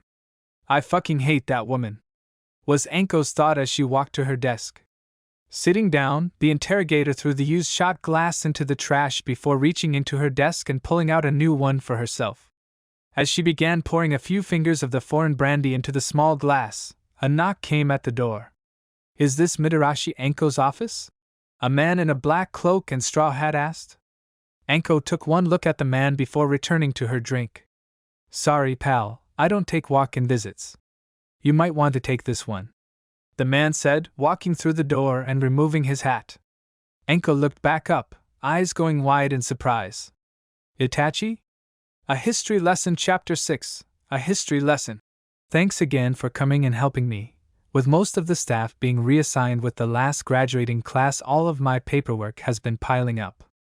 Shino simply nodded as he and his teammates handed the stacks of papers back to Irika. It was our mission, after all. Irika looked mildly surprised for a moment, before a realization crossed his mind, which brought back his smile. Of course. Behind Shino, Chuji could be seen fishing a bag of chips out of his belt pack, and Hinata stood next to the quiet bug user, not quite as nervous-looking as she appeared even a month and a half ago. "Is that all you needed, Irika-sensei?" the pale girl asked. Irika scratched the back of his head in thought for a moment. "Well, the paperwork is all that I really needed, but if you want to stick around, I'm getting ready to give my new class a history lecture." Chuji swallowed his chip before speaking up.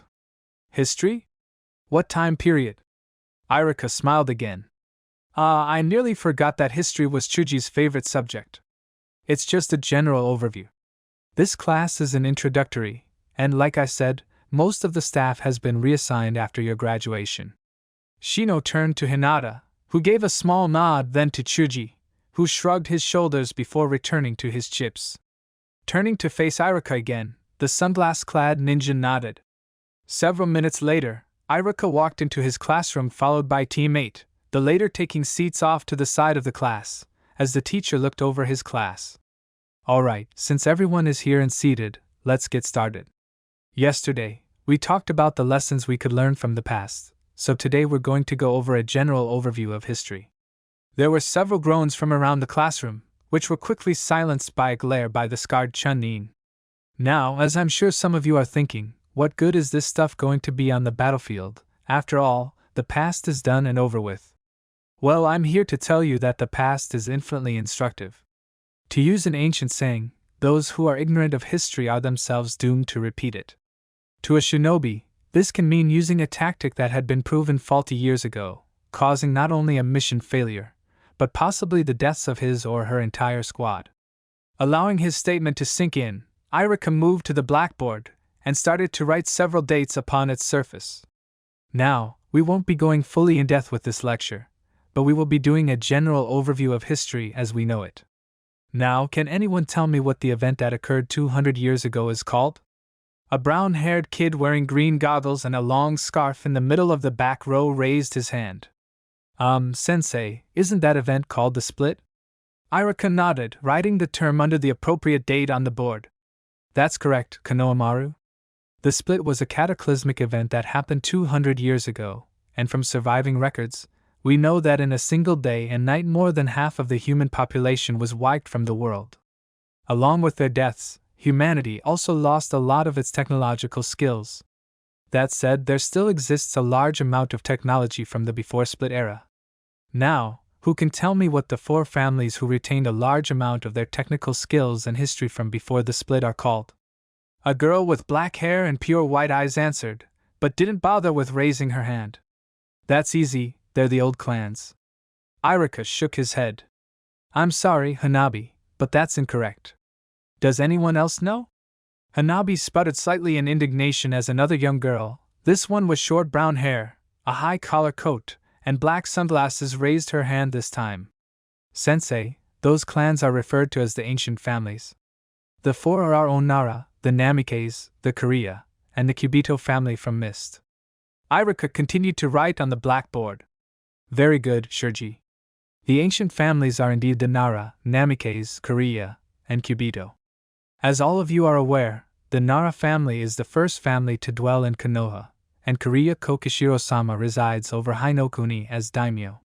And, as I'm sure you all know, the last of the Namikaze family was our own Yondaime Hokage, Namikaze Minato."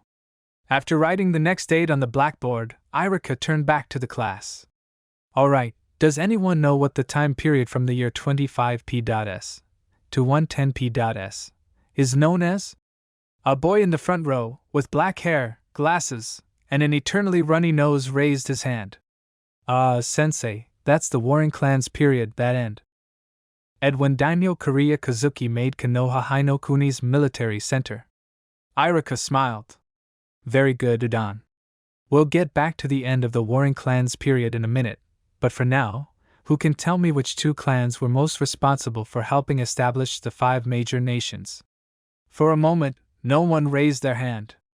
Just as Irika thought no one was going to answer, a pale, orange-haired boy in the back raised his hand. That was the Senju and the Uchiha, right? And they were 2 of the 4 families that founded Konoha. Irika nodded as he turned back to the blackboard. Very good, Nakumaru. And now we shall get back to the end of the Warring Clans period. During the year 105p.s, the Senju and Uchiha clans, after decades of fighting one another, came to an understanding and encountered the Nara and Namikaze families, who offered the 2 clans sanctuary in the largest ruin on the continent. 5 years later, in 110p.s, the newly established daimyo of Hinokuni, Kariya Kazuki, approached the allied clans, who by then had restored and fortified a large portion of the ruins, and asked them to serve as the country's standing military. This event established the still-standing precedent of 1 hidden village per nation. On the blackboard, Irika wrote down 5 names: fire, wind, water, earth, and lightning. Next to each of these, he also wrote leaf, sand, mist, stone, and cloud, respectively. After this precedent was established, the other 4 nations each founded their own hidden villages. Now, since we're short of time today, we'll only mention the 2 great hidden wars. All we'll cover today is the dates. The first occurred in the year 130p.s, between the allies of Konoha and Suna against Iwa, Mizu, and Kumo. The second occurred in 182p.s, between Konoha and Mizu against Iwa, Kumo, and Suna. Tomorrow, we'll go more in depth on the wars, and look at the military strategies applied in each. With that, we'll break for lunch, and start with some basic physical exercises in the training yard. As the students all filed out of the room, Team 8 approached Irika. Cool lesson, sensei. Chuji complimented. Irika scratched the back of his head and smiled. Yamanaka family flower shop Inoichi was wiping the front desk of his family's flower shop when he heard the door open. Welcome to Yamanaka's Flowers. He began his normal greeting. How can I help dash? Oh, hi Shikaku. Nara Shikaku walked up to the desk, hands in his pockets and a rather dejected look upon his face. Inoichi, I got a problem that I could really use your advice on. Inoichi immediately stopped cleaning, all his attention now focused on his old teammate. What's up? He asked. And should we move somewhere more private? Shikaku nodded his head. It's pretty big if you've got a place. Inoichi returned the nod. We can use my office. The blonde locked the front door and then motioned for his old teammate to follow him as he walked back to the private office. Once behind closed doors, Inoichi offered Shikaku a chair as he pulled a pair of shot glasses and a bottle of amber liquid out of a filing cabinet. Care for a drink? The blonde asked, setting the drinkware down on the desk. Thanks. Shikaku nodded in appreciation. I think I need it. Inoichi sat down after pouring the brandy. So, what do you need? After downing the contents of the tumbler, Shikaku poured himself another finger length. I've got a big problem. Shikamaru's starting to ask questions about 4.5 years ago. Inoichi sat his tumbler down, contents momentarily forgotten. What do you mean, he's asking questions? He was there, after all. Shikaku waved his hand, cutting Inoichi off. Sorry, let me explain. He's not asking about the events of that night, he's already dealt with that. No, he's asking about what led up to that night.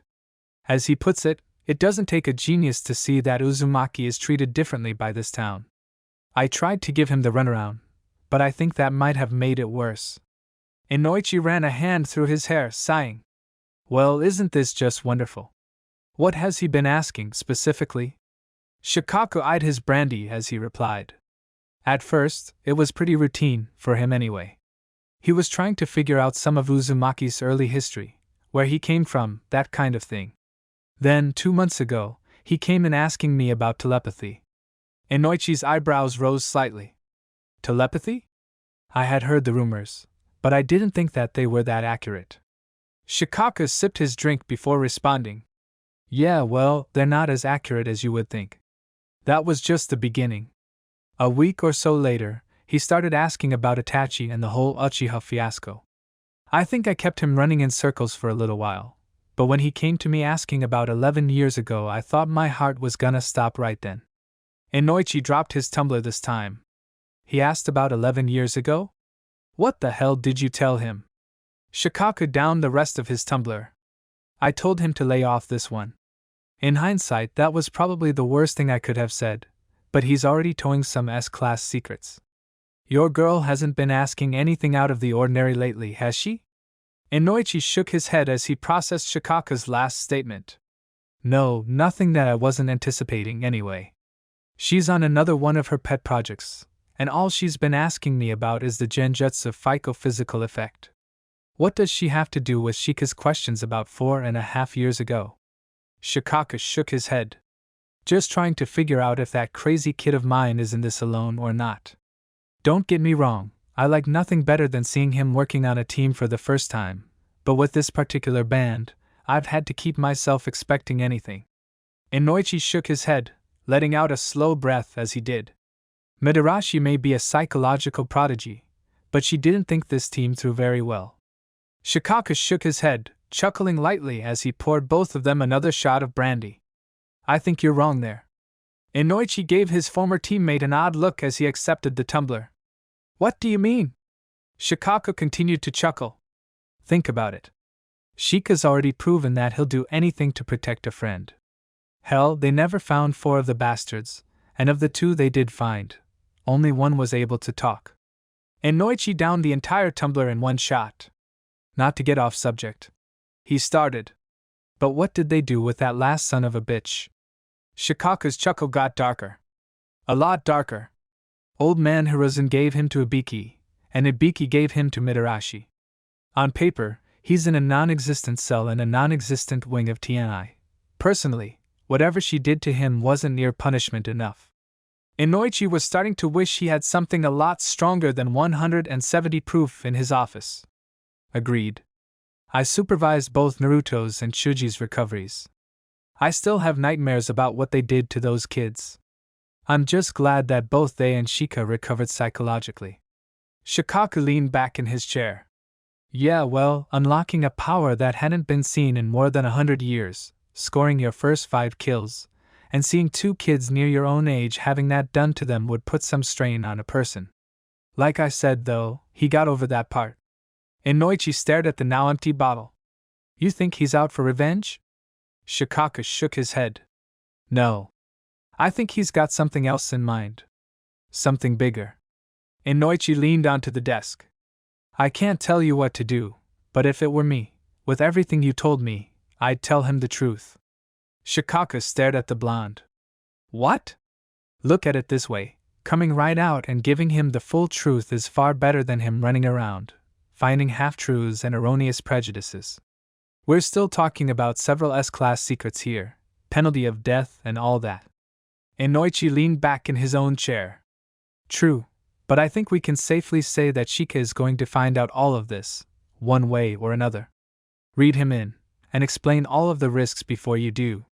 Shikaka rubbed his temples. You know, there are times that being a parent is just so damn troublesome.